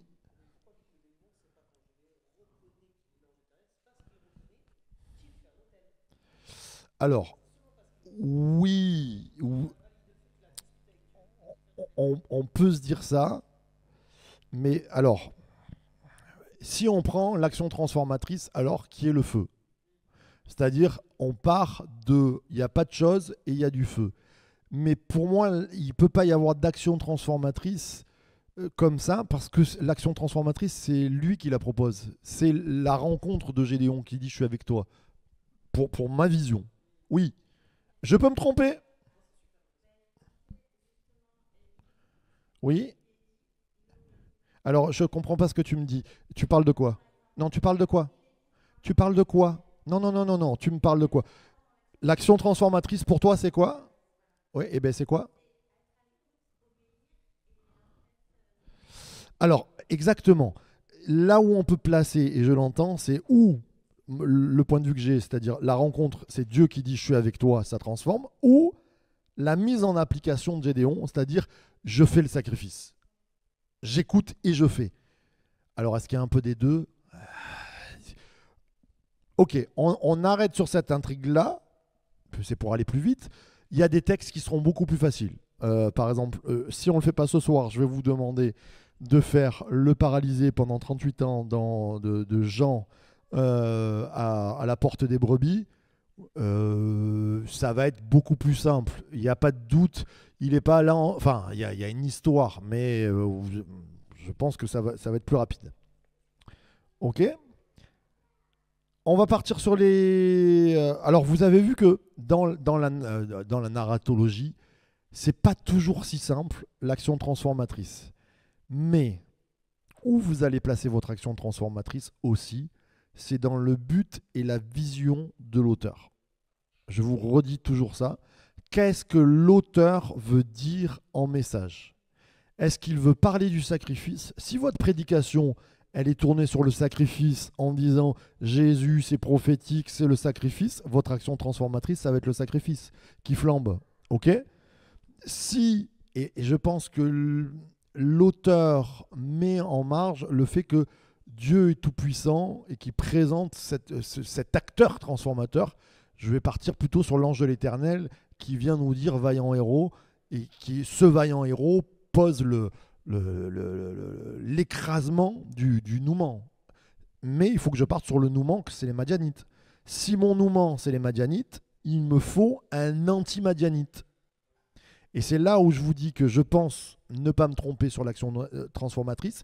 C'est si le nouement, c'est les Madianites, le sacrifice n'est pas l'anti-Madianite. Vous comprenez ce que je veux dire? C'est-à-dire que ce qui va casser le nouement, l'action transformatrice, c'est pas le sacrifice. Ça va? Je vous ai perdu ou pas? Je vous ai perdu. Le nouement, si c'est les Madianites, si on refait. Gédéon qui est là en train de travailler. On a un problème. Quel est le problème? Les Madianites, c'est eux. Ils viennent, on est les méchants, tout ça.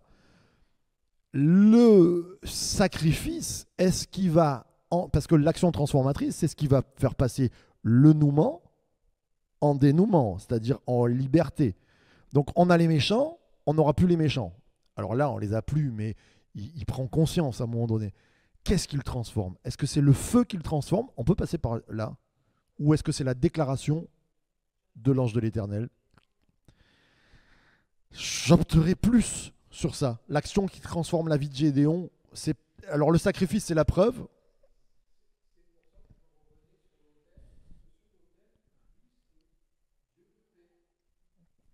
Alors, oui, je comprends ce que tu veux dire, mais l'autel, il le fait parce qu'il y a une transformation dans sa vie. En fait, pour moi, l'action transformatrice, c'est comme quand on rencontre le Christ, dans certains passages, c'est l'action du Christ qui dit je te guéris, je suis là, je suis la porte, je suis le bout. Et là, vaillant héros, allez, on passe là-dessus, mais on peut avoir, et vous vous trompez pas, ce que je veux vous dire, c'est que selon la prédication, là où vous allez aller, selon ce que vous voulez faire passer dans le texte, parce que le texte, il vous appartient, il appartient à la Bible, mais la pensée aussi que vous allez y mettre dedans, eh bien, votre action transformatrice, elle peut un peu peut-être se décaler sur certains textes. Ça va? Oui?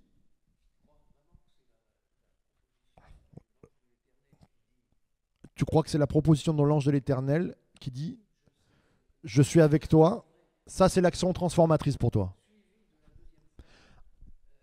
Je pense. Après, il y a une similitude avec Moïse quand il dit « Je ne veux pas y aller, je serai avec toi ». Gédéon et Moïse se ressemblent là-dessus. Tout à fait. On passe sur les personnages maintenant. Allez, je vous donne 2 minutes pour me trouver tous les personnages, qui est le personnage principal, qui est le second rôle, qui sont les figurants. Allez, vous regardez votre texte. Donc, tu me mets la slide, s'il te plaît. 39. Ah non, oui, 40, pardon. Parce que c'est plus facile de vous faire travailler les personnages.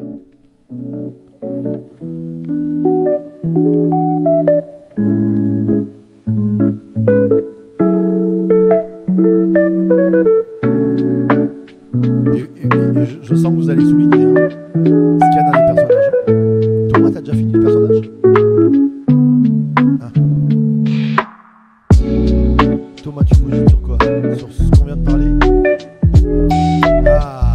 Le personnage principal. Personnage principal dans La femme samaritaine. Je vous ai dit, c'est Jésus, la samaritaine, second rôle. Est-ce qu'on aura exactement la même chose? Est-ce que l'ange de l'Éternel aura le premier rôle? Le second rôle. Intéressant.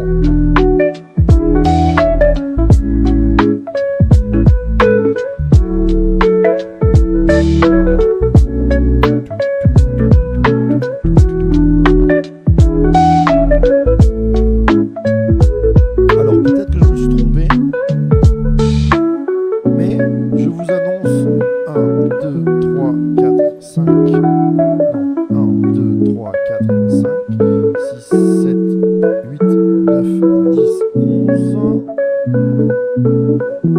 12, 13.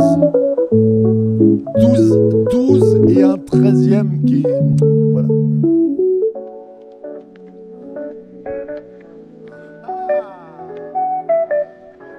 Le 13e, parce que c'est comme si je vous dis Clark Kent et Superman. Quoi. C'est le même, mais vous avez les lunettes en moins.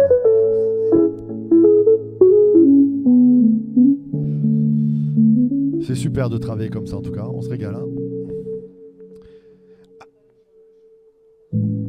Allez, on part. Bah, si tu comptes pas le sacrifice, si tu comptes pas l'agneau avec Isaac et Abraham, si tu comptes pas Jésus en sacrifice, aïe aïe aïe, est-ce qu'on compte le chevreau? Moi je l'ai compté. Allez, c'est parti. Premier personnage. L'ange de l'Éternel. Deuxième personnage. Ah, alors. Ophra. Est-ce un nom? Est-ce une région? Allez, je prends Ophra. C'est bien. Je ne l'ai pas mis. Après, troisième. Joas. Pardon? Non, non, non. Là, je parle de tous les personnages qu'on a. Nombre. T'as dit quoi? Arceau?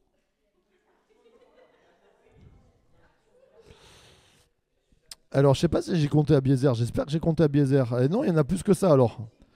Ange de l'Éternel, Ophra, Joas, Gédéon, Abiezer.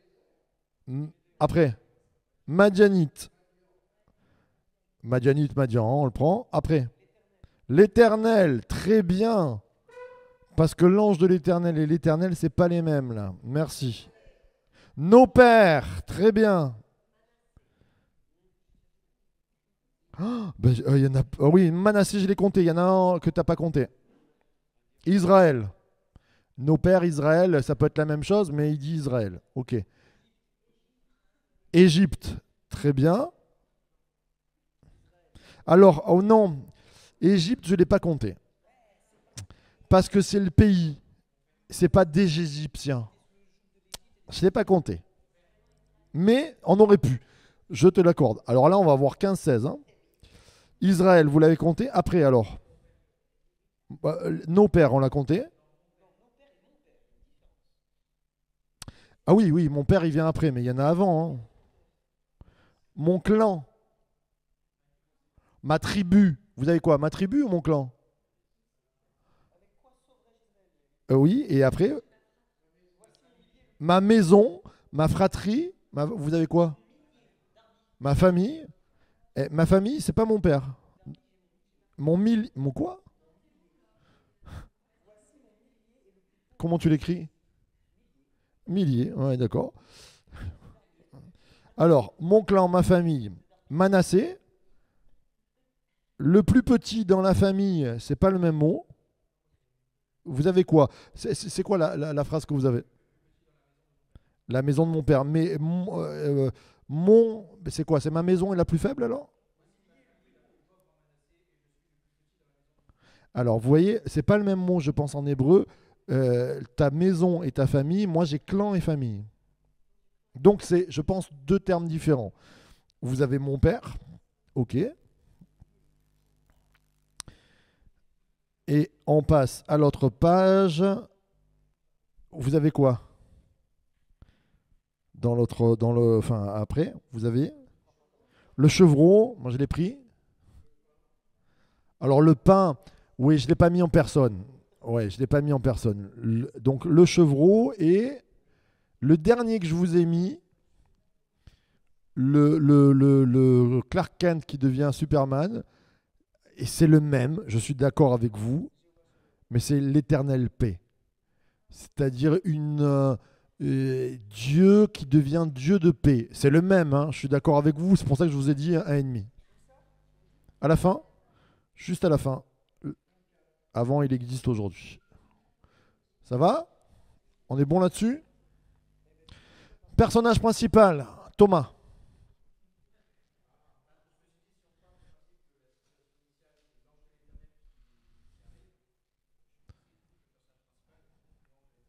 Alors, Amen. Maintenant, je t'ai dit, quand Jean a écrit son évangile, il a écrit pourquoi?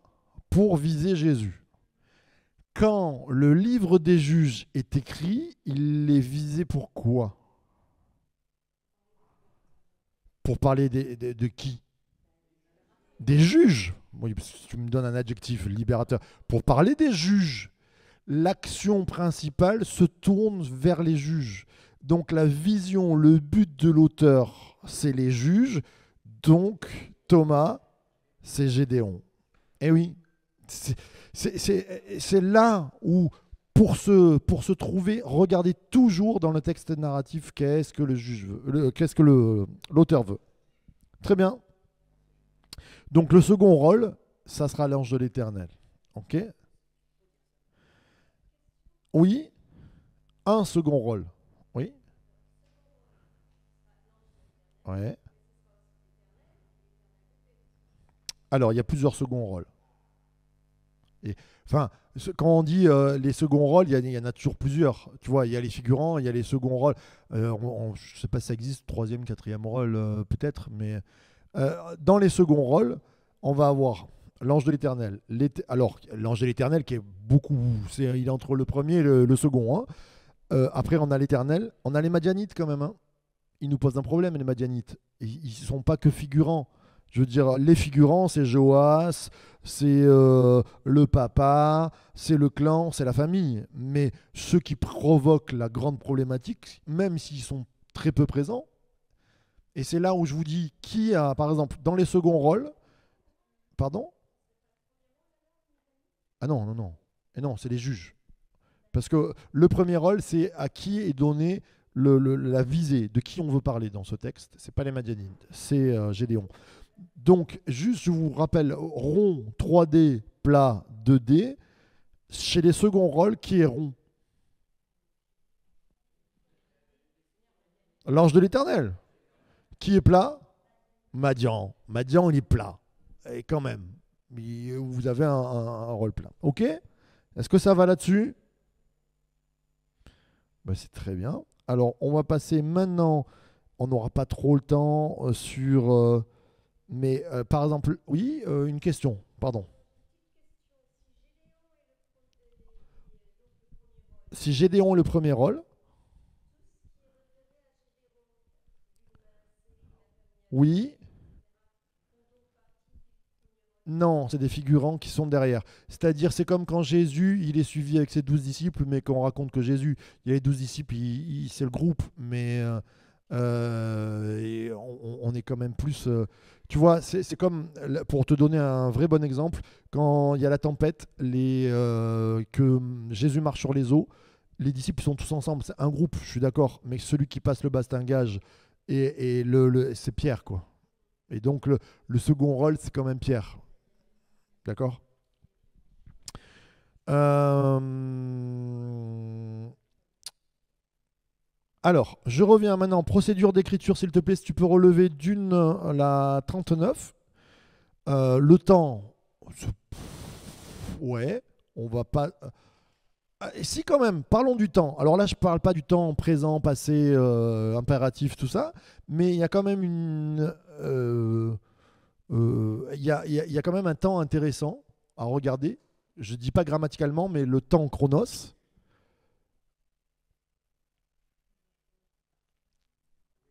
Oui, oui, oui, oui, oui, oui, je l'ai entendu. Laurine, je resterai. Pourquoi je resterai? Mais parce que si je vous dis, écoute, tu passes là, waouh, super, je vais faire un michoui. Ça va prendre du temps quand même, le michoui, là, à le faire. Nous, on passe, on a dit versets, oui, alors super, tout ça. Et il a préparé, il a pris le jus, il a mis 22 litres de farine. Il y a ça, c'est top quand même. On est dans la cuisine avec lui. Donc, mais on aurait pu s'en passer de ce texte-là, les frères. Non, on nous donne les ingrédients. Attention, ce que je vous ai dit, les 22, bah, ils sont à regarder. Chez les juges, les 22, c'est quoi? 22 kilos, 22 litres? 22 kilos ou 22 litres de farine, ils sont à regarder, hein. Qu'est-ce qu'ils viennent faire là? Donc, qu'est-ce que vous allez faire avec vos outils théologiques?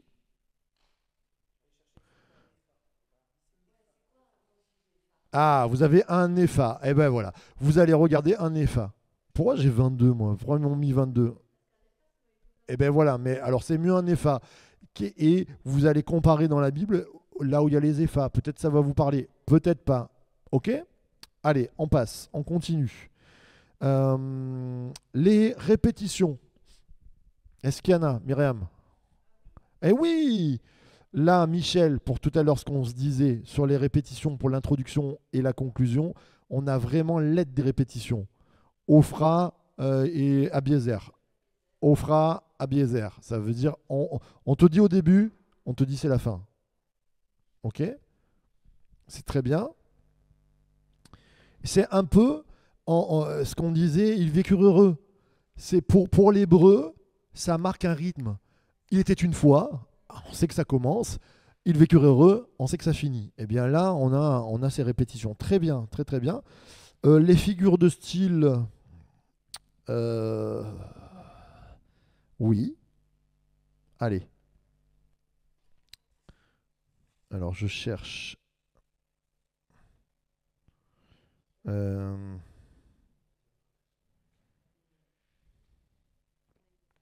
Allez, alors, dites-moi. Je cherche ce qui minimise. J'allais dire la litote, mais non, la litote, c'est pas ça.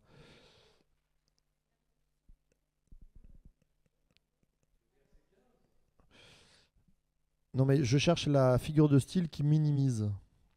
Alors, j'aurais dit que c'était une litote, mais non. Euh, euh, Utilisation d'un terme plus faible. Oui, allez, l'euphémisme. Ouais, euphémisme. Ouais, on est plus sur l'euphémisme. Il y a un euphémisme. Ils sont où les euphémismes? Je suis le plus petit, du plus pauvre, du plus petit, de toujours petit. Là, à un moment donné, faut arrêter, quoi. Ok? Donc là, enfin, c'est pas un euphémisme, mais on sent que c'est travaillé sur. Il y a, d'ailleurs, il en joue entre hyperbole, peut-être on dirait. Oui, entre hyperbole et euphémisme. Et qu'est-ce que Dieu va faire? Il sait d'avance. C'est là que vous pouvez dire que Dieu sait d'avance. Il connaît avant que l'autre lui dise je suis le plus petit, le plus petit. Qu'est-ce qu'il lui dit? Mais d'où il est vaillant héros? Mais c'est presque de non, alors on peut le prendre de l'ironie. Je pense pas que Dieu est ironique, mais on pourrait le prendre, hein, parce que le gars il se cache dans un pressoir. Le pressoir, ça n'est pas fait. Là, vous avez par exemple ce qu'on disait tout à l'heure, c'est pas fait pour ça. Le pressoir, normalement, tu presses du raisin. Le blé, tu le fais sur une grande place parce qu'il il y a de la poussière, c'est une aire, on appelle ça une aire de battage. Là, il bat dans le pressoir. Donc, il est à côté de la plaque, quoi, le gars. C'est comme si vous voyez un gars sur l'autoroute avec un vélo. C'est exactement la même chose. Et là, Dieu s'arrête en gendarme tout puissant, président de la République, et il lui dit vaillant héros. Mais d'où? C'est cocasse, quoi. On est dans une zone un petit peu inconfortable. Ben, c'est ce qu'il fait. Et je pense pas que c'est de l'ironie. Je pourrais dire que c'est de la prophétie de la part de Dieu. Mais il fait une hyperbole. Parce que là, il n'est pas du tout vaillant héros. Ok? Ça va pour ça? Donc ça, vous n'allez pas dire dans vos prédications, Jocelyne ou Timothée, vous n'allez pas dire, oui, alors ce matin, nous voyons que dans le texte, cher chrétien, il y a une hyperbole. Jamais, hein, ne faites jamais ça. Ça vous sert à vous. C'est-à-dire à dire, il y a une comparaison.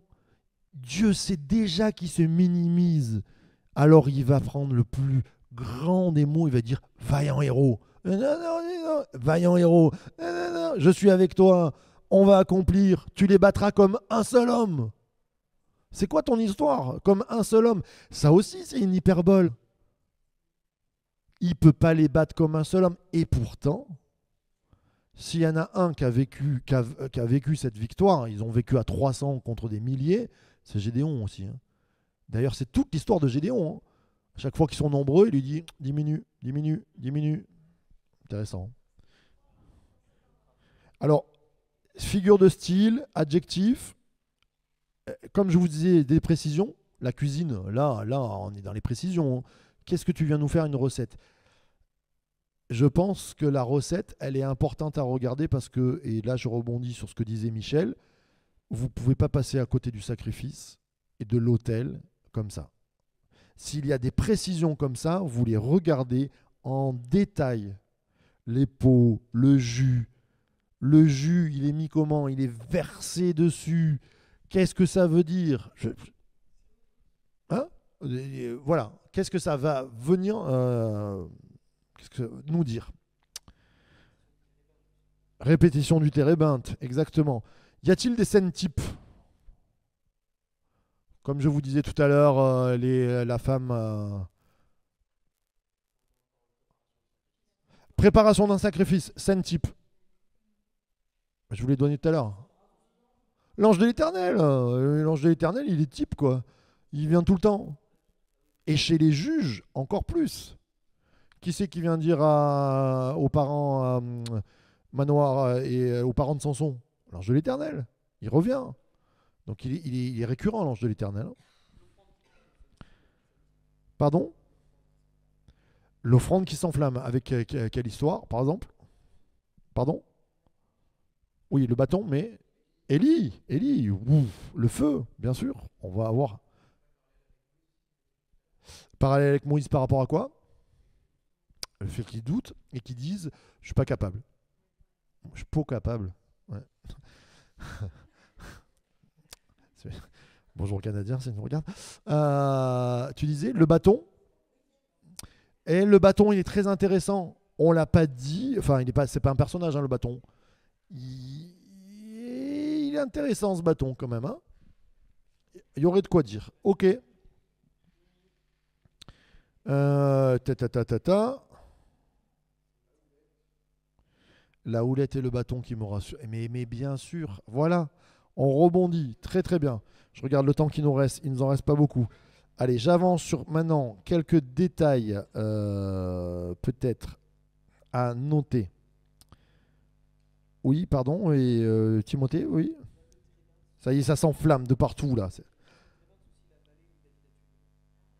La vallée des Térébinthes. Oui, on peut. Bon, après, l'arbre de l'Ancien Testament, c'est le térébinthe, hein, comme sycomore, térébinthe, on y est, hein. Palmier. Allez, bon, vous allez me dire le grenadier, l'olivier, oui. Alors,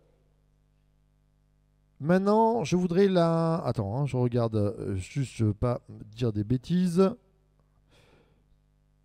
Litre des farines, oui, bon, ça c'est bon.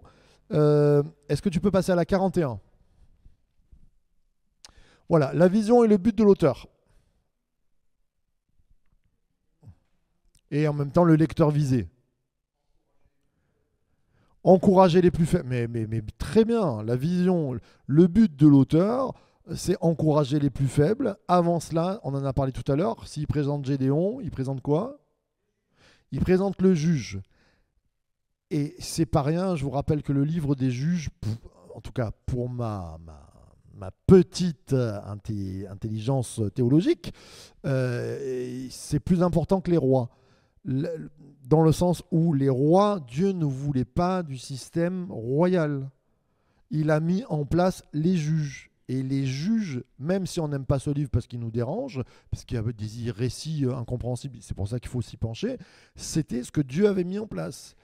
Donc, il y a un système à voir dans chaque juge, il y a quelque chose à lire de spirituel et de prophétique. Pas que pour l'Ancien Testament, pour nous. Je rappelle, et on refera le cours sur les juges pour l'enregistrer en entier, mais je rappelle Samson, qui est vu comme le plus mauvais garçon de toute la terre. Aïe, aïe, aïe, attention, il est très christologique. Il s'appelle Petit Soleil, Shimshon. Il y a des choses tellement intéressantes. Et Gédéon, c'est pareil, c'est très intéressant. Ce héros que Dieu prend de nulle part, le plus petit, eh bien, ça nous parle de l'Église aussi. Ça nous parle du ministère de l'Église. Nous n'étions pas appelés à régner. Enfin, dans la vision de Dieu, si, mais c'était Israël, quoi. Et on a été greffé. Il y avait plein de choses. Allez, je ne m'enflamme pas. Donc la vision et le but, présenter Gédéon et présenter derrière Gédéon la possibilité d'être nul et de devenir un vaillant héros. D'autres thématiques. Que l'Éternel est avec nous, il ne nous abandonne pas.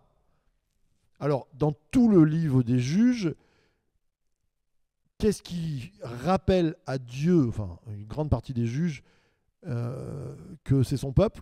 Il y a un mot, une action, pour ceux qui connaissent les juges, qui fait que Dieu agit et qui descend et dit ah, et merci Alexandra. Je me disais, Alexandra n'est pas réveillée ce soir. Ils crièrent à l'Éternel. Et donc le but, là on l'a pas lu, mais c'est parce que c'est juste avant, le but et la visée, c'est quand tu cries à l'Éternel, Dieu vient. Ce qui est très beau. Oui, Michel? Non, c'est bon. Là, la similitude, oui. Alors, est-ce qu'il y a une vision là derrière de l'auteur, peut-être, de rappeler Moïse? Why not? Allez, on peut y aller. Est-ce qu'il est présent? Je vous ai fait travailler ce texte parce que j'ai cherché dans l'Ancien Testament pour vous montrer un auteur présent. Est-ce qu'il est présent? Oui. Il est présent où? Non, Alexandra, tu n'as pas le droit de répondre. Je le sens que tu le sais. Alors, il est présent où? À la fin? Et exactement. Moi, quand j'étais petit, je croyais que l'hôtel, je croyais qu'il me parlait, le gars. Quand j'étais enfant, que je lisais la Bible, que j'avais 10-12 ans, je me disais, ah ouais, un jour j'irai en Israël, je verrai ça. Non, vous ne pouvez pas le voir, ça n'existe plus. Mais pour l'auteur qui écrit... Alors, Thomas, qui c'est qui écrit les juges, on pense? Thomas, hein, pas Thomatine ou... Qui ça peut être? Ça vient juste avant quoi? C'est pas Gédéon, parce que Gédéon est mort. Oui, j'ai entendu Samuel. On pense que c'est Samuel. Donc Samuel, s'il est l'auteur, il l'écrit au passé. C'est comme si nous, on va dire, Douglas Scott passa à Fréjus. Et il y avait des enfants qui venaient. Et de ces enfants, il y en a eu un guéri. D'ailleurs, si vous passez à l'église de Fréjus, Tony Galussi est toujours vivant. C'est exactement ce qu'il est en train de faire, Samuel. C'est-à-dire, il raconte pour son époque, pour son temps, qu'il y a une présence. Et là, on sort du texte. L'auteur, il est présent, il transpire. On est là à l'histoire, waouh, la flamme, l'ange de l'Éternel qui disparaît, l'autel qui est bâti. Et là, d'ailleurs, il existe toujours encore à Ophra qui appartient à la famille d'Abiézer. Qu'est-ce que tu fais là, mon auteur? Il parle, l'auteur. Il est présent. Et vous avez dans l'Ancien Testament souvent des passages comme ça où l'auteur dit, d'ailleurs, l'autel de Josué est toujours là, si vous allez le voir. Comme la dernière fois, je vous ai dit Jean qui dit, juste après la croix, d'ailleurs, j'y étais et je peux vous confirmer, vous pouvez croire dans ses paroles. Voilà. C'était pour son époque. Mais il parle. C'est-à-dire, il nous sort de l'histoire, Tony. Tu comprends? On est comme dans un film. On est là en train de regarder la flamme. Et puis, imagine-toi, clac, on fige l'image et l'auteur apparaît, le scénariste, et dit voilà, donc si vous voulez aller voir en Israël, l'hôtel est toujours là. Bonsoir. Eh ben oui, il est là, l'auteur. Non mais c'est rigolo quand même, parce que des fois on les sent plus, les auteurs. Tu lis l'histoire, on est là, tu sens pas l'auteur. Ben là, il y est. Je trouve ça intéressant. Ok? Plein.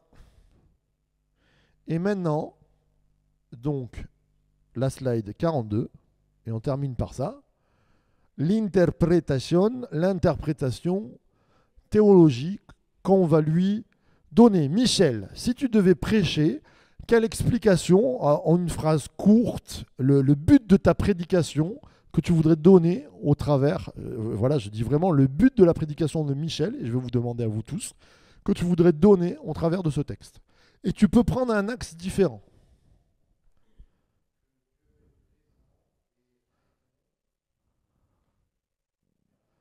Que Dieu est présent et répond en permanence. Donc Michel, il prêche le dimanche matin, le mardi soir, il va être là et il va dire, tu passes par des mauvais moments, mais Dieu te voit. Tu es fatigué, mais Dieu est présent. Si tu cries, il répond, il est présent parce qu'il a promis. Et là, il va citer un verset, par exemple.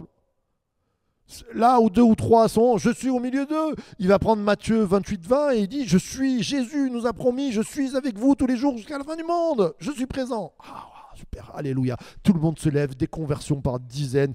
Alléluia. Thomas, toi tu prêches sur quoi? Ta théologie là, tu vas mettre quoi dans ton texte? Pardon? Dieu abat nos géants. Vous avez des géants, vous avez des addictions, vous avez des problèmes qui sont énormes, mais Dieu se lève et il marche avec vous, il abat vos géants. On fait un appel ce matin, tu es enchaîné, viens sur le devant, des conversions. Alléluia, Thomas l'évangéliste est sorti. Patrice, tu veux y répondre? Tu prêcherais sur quoi toi? Dieu te voit. Ah ouais, mais on pourrait le prendre autrement aussi. Tu vois, Dieu est présent, Dieu te voit. Dieu te voit. Dans ton pressoir. Non mais, par exemple, il y a des gens, là, tu fais t'es avec que des serviteurs, par exemple. Et tu dis, toi, tu as envie de te cacher, tu as envie d'abandonner, tu es tout petit comme ça, mais alors tu peux partir sur le Dieu te voit, il veut pas que tu abandonnes, ou Dieu est en train de voir les efforts que tu es en train de faire. Quand tu es dans la poussière, que personne ne voit, mais lui, il le voit. Et il voit le cœur de vaillant héros, ça commence comme ça. Tu vois, Dieu te voit, tu peux partir là-dessus. Waouh, génial. Jocelyne.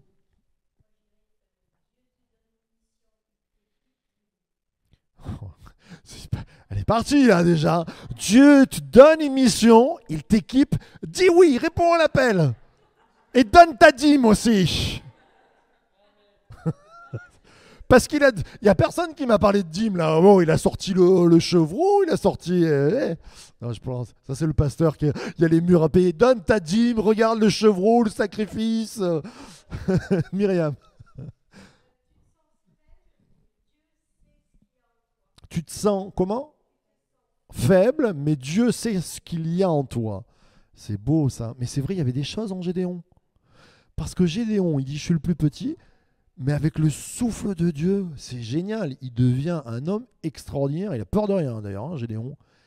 Gédéon, c'est un des plus beaux. Allez, je vous donne du croustillant là, mais lisez, relisez les juges. Gédéon, il est super beau parce que même quand on lui fait des offenses, et il dit ah, c'est pas grave. Ephraïm, ils viennent, il dit ah, tu ne nous as pas appelé, c'est une honte. Tu sais, le casse-pied de service là. Ouais, nous, les gars, ils étaient même pas là, ils ne sont pas levés, mais on n'était pas là. Et là, c'est fou. Gédéon, il leur dit pas ce qui va se passer avec Jephthé. Il leur dit ah mais qui sommes-nous par rapport à la grandeur d'Éphraïm? Nous sommes le sable, vous êtes les étoiles, vous êtes les gerbes, vous êtes les fleurs, nous on est le tronc. Tranquille, ça passe. Jephthé, la même histoire. Mais c'est pour ça qu'il faut toujours faire. Dieu a patient des méchants. Dieu est patient avec les méchants, mais jusqu'à un temps. Ephraim, ils viennent, ils disent à Jephthé la même. Ouais, tu ne nous as pas appelé, tout ça. Il leur dit, mais qu'est-ce que vous faites là? Et il les fait descendre au Torah. Et le premier qui dit Chibolette au Ciboulette.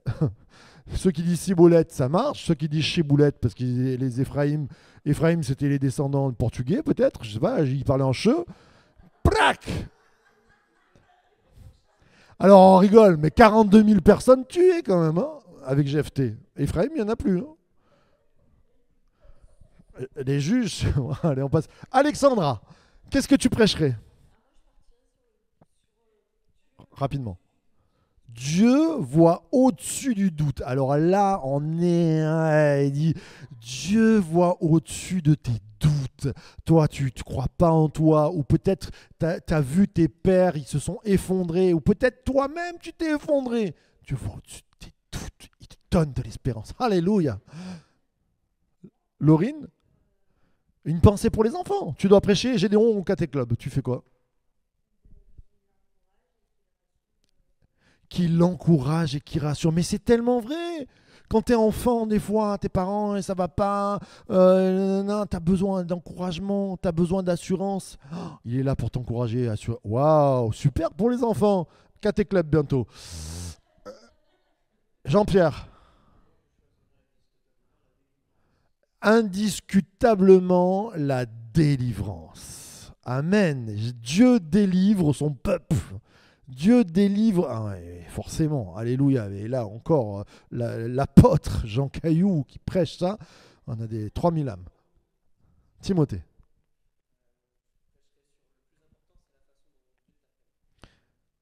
Oh, le plus important, c'est pas la façon dont comment les autres t'appellent, mais comment Dieu t'appelle.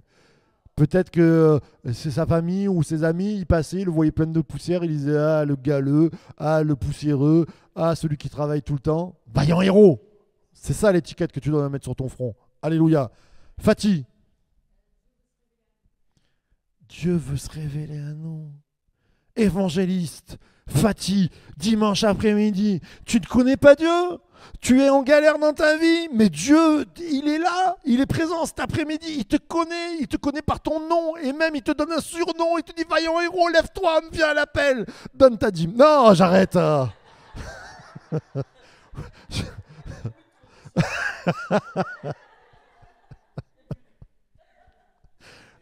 C'est la fin de soirée, il faut bien rire. Hein. Valérie.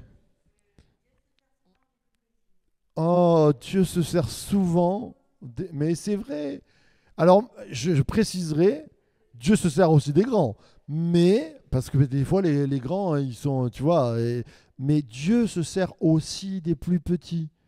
Et ça, c'est important. Et on a plein de... Là, tu fais une thématique là-dessus. La petite fille avec Naaman, le gamin avec les 5 pains et les 2 poissons. Il y en a plein, des tout petits qu'on ne connaît pas leur nom. Oui.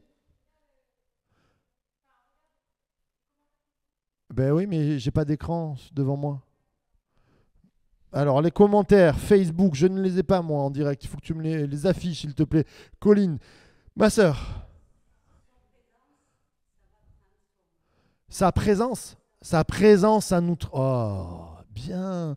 Et là, on part sur une soirée charismatique, louange et adoration.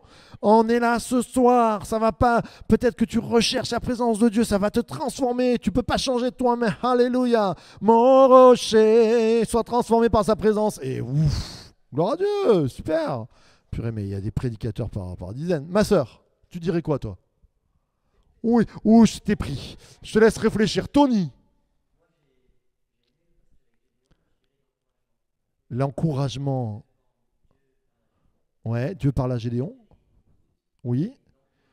C'est l'encouragement qui dure. C'est pas, il passe, il dit, hey, vaillant héros, ciao, à demain. Il ne serait pas sorti, hein, Gédéon. Parce que Gédéon, il dit, ah, non, non, je suis avec toi, tu vas gagner comme un seul homme. Allez, je t'encourage, je t'encourage. Oui, super. T'as une petite pensée ou pas? Non, ouais, super. Alors, qui c'est qui a mis ça? Esther, c'est Esther, c'est Mama Item. Dieu est notre force. Mais c'est vrai, la force, elle vient pas de nous, la force, elle vient pas de Gédéon, mais c'est dans le nom puissant de l'Éternel qui devient l'Éternel paix. Allez, à ta maman, Dieu te délivre, alléluia. Dieu te donne courage. Dieu te délivre. On avait Jean Caillou qui a dit ça. Dieu te donne du courage, Greg. Oui, Dieu te donne du courage. Il t'encourage. On en a parlé, mais c'est très très bien. Et bien, moi, je finis en vous disant ce que j'aurais prêché. Le truc le plus délicat pour les pasteurs, devinez. La dîme. Parce que... Parce qu'il n'y a pas de bénédiction, il n'y a pas de dénouement s'il est radin. Imagine, non mais, juste je vous arrête comme ça et on finit par ça. On est dans un pays, si vous avez lu avant, en guerre. Et Madian, quand ils passent, ils les appellent les sauterelles. Ils dévorent tout. Ils n'ont rien à manger. Tu vas donner ton veau pour un étranger qui t'appelle vaillant héros. Peut-être que... D'ailleurs, la discussion, peut-être qu'elle s'établit pour ça. Parce qu'il lui dit, non mais... tout flatteur vite au... Non, voilà, tout flatteur vit aux dépens de celui qui l'écoute. Le corbeau et le renard. Il se dit peut-être que c'est un renard. Mais c'est vrai, ils n'ont pas à manger presque. Non, il va donner le meilleur. Donne le meilleur. Alors, je ne parlerai pas sur la dîme, mais je dirais, donne le meilleur pour Dieu, parce que de là découle ton appel. S'il fait le radin et qu'il lui dit, bon, ben, merci, à la prochaine, il n'y a rien qui se passe. C'est parce qu'il y a le sacrifice. C'est parce qu'il y a le sacrifice qui lui coûte que Gédéon devient celui. Et je termine par ça, mes frères et sœurs, bravo pour tous ceux qui travaillent ce soir, qui sont là à travailler comme des dingues.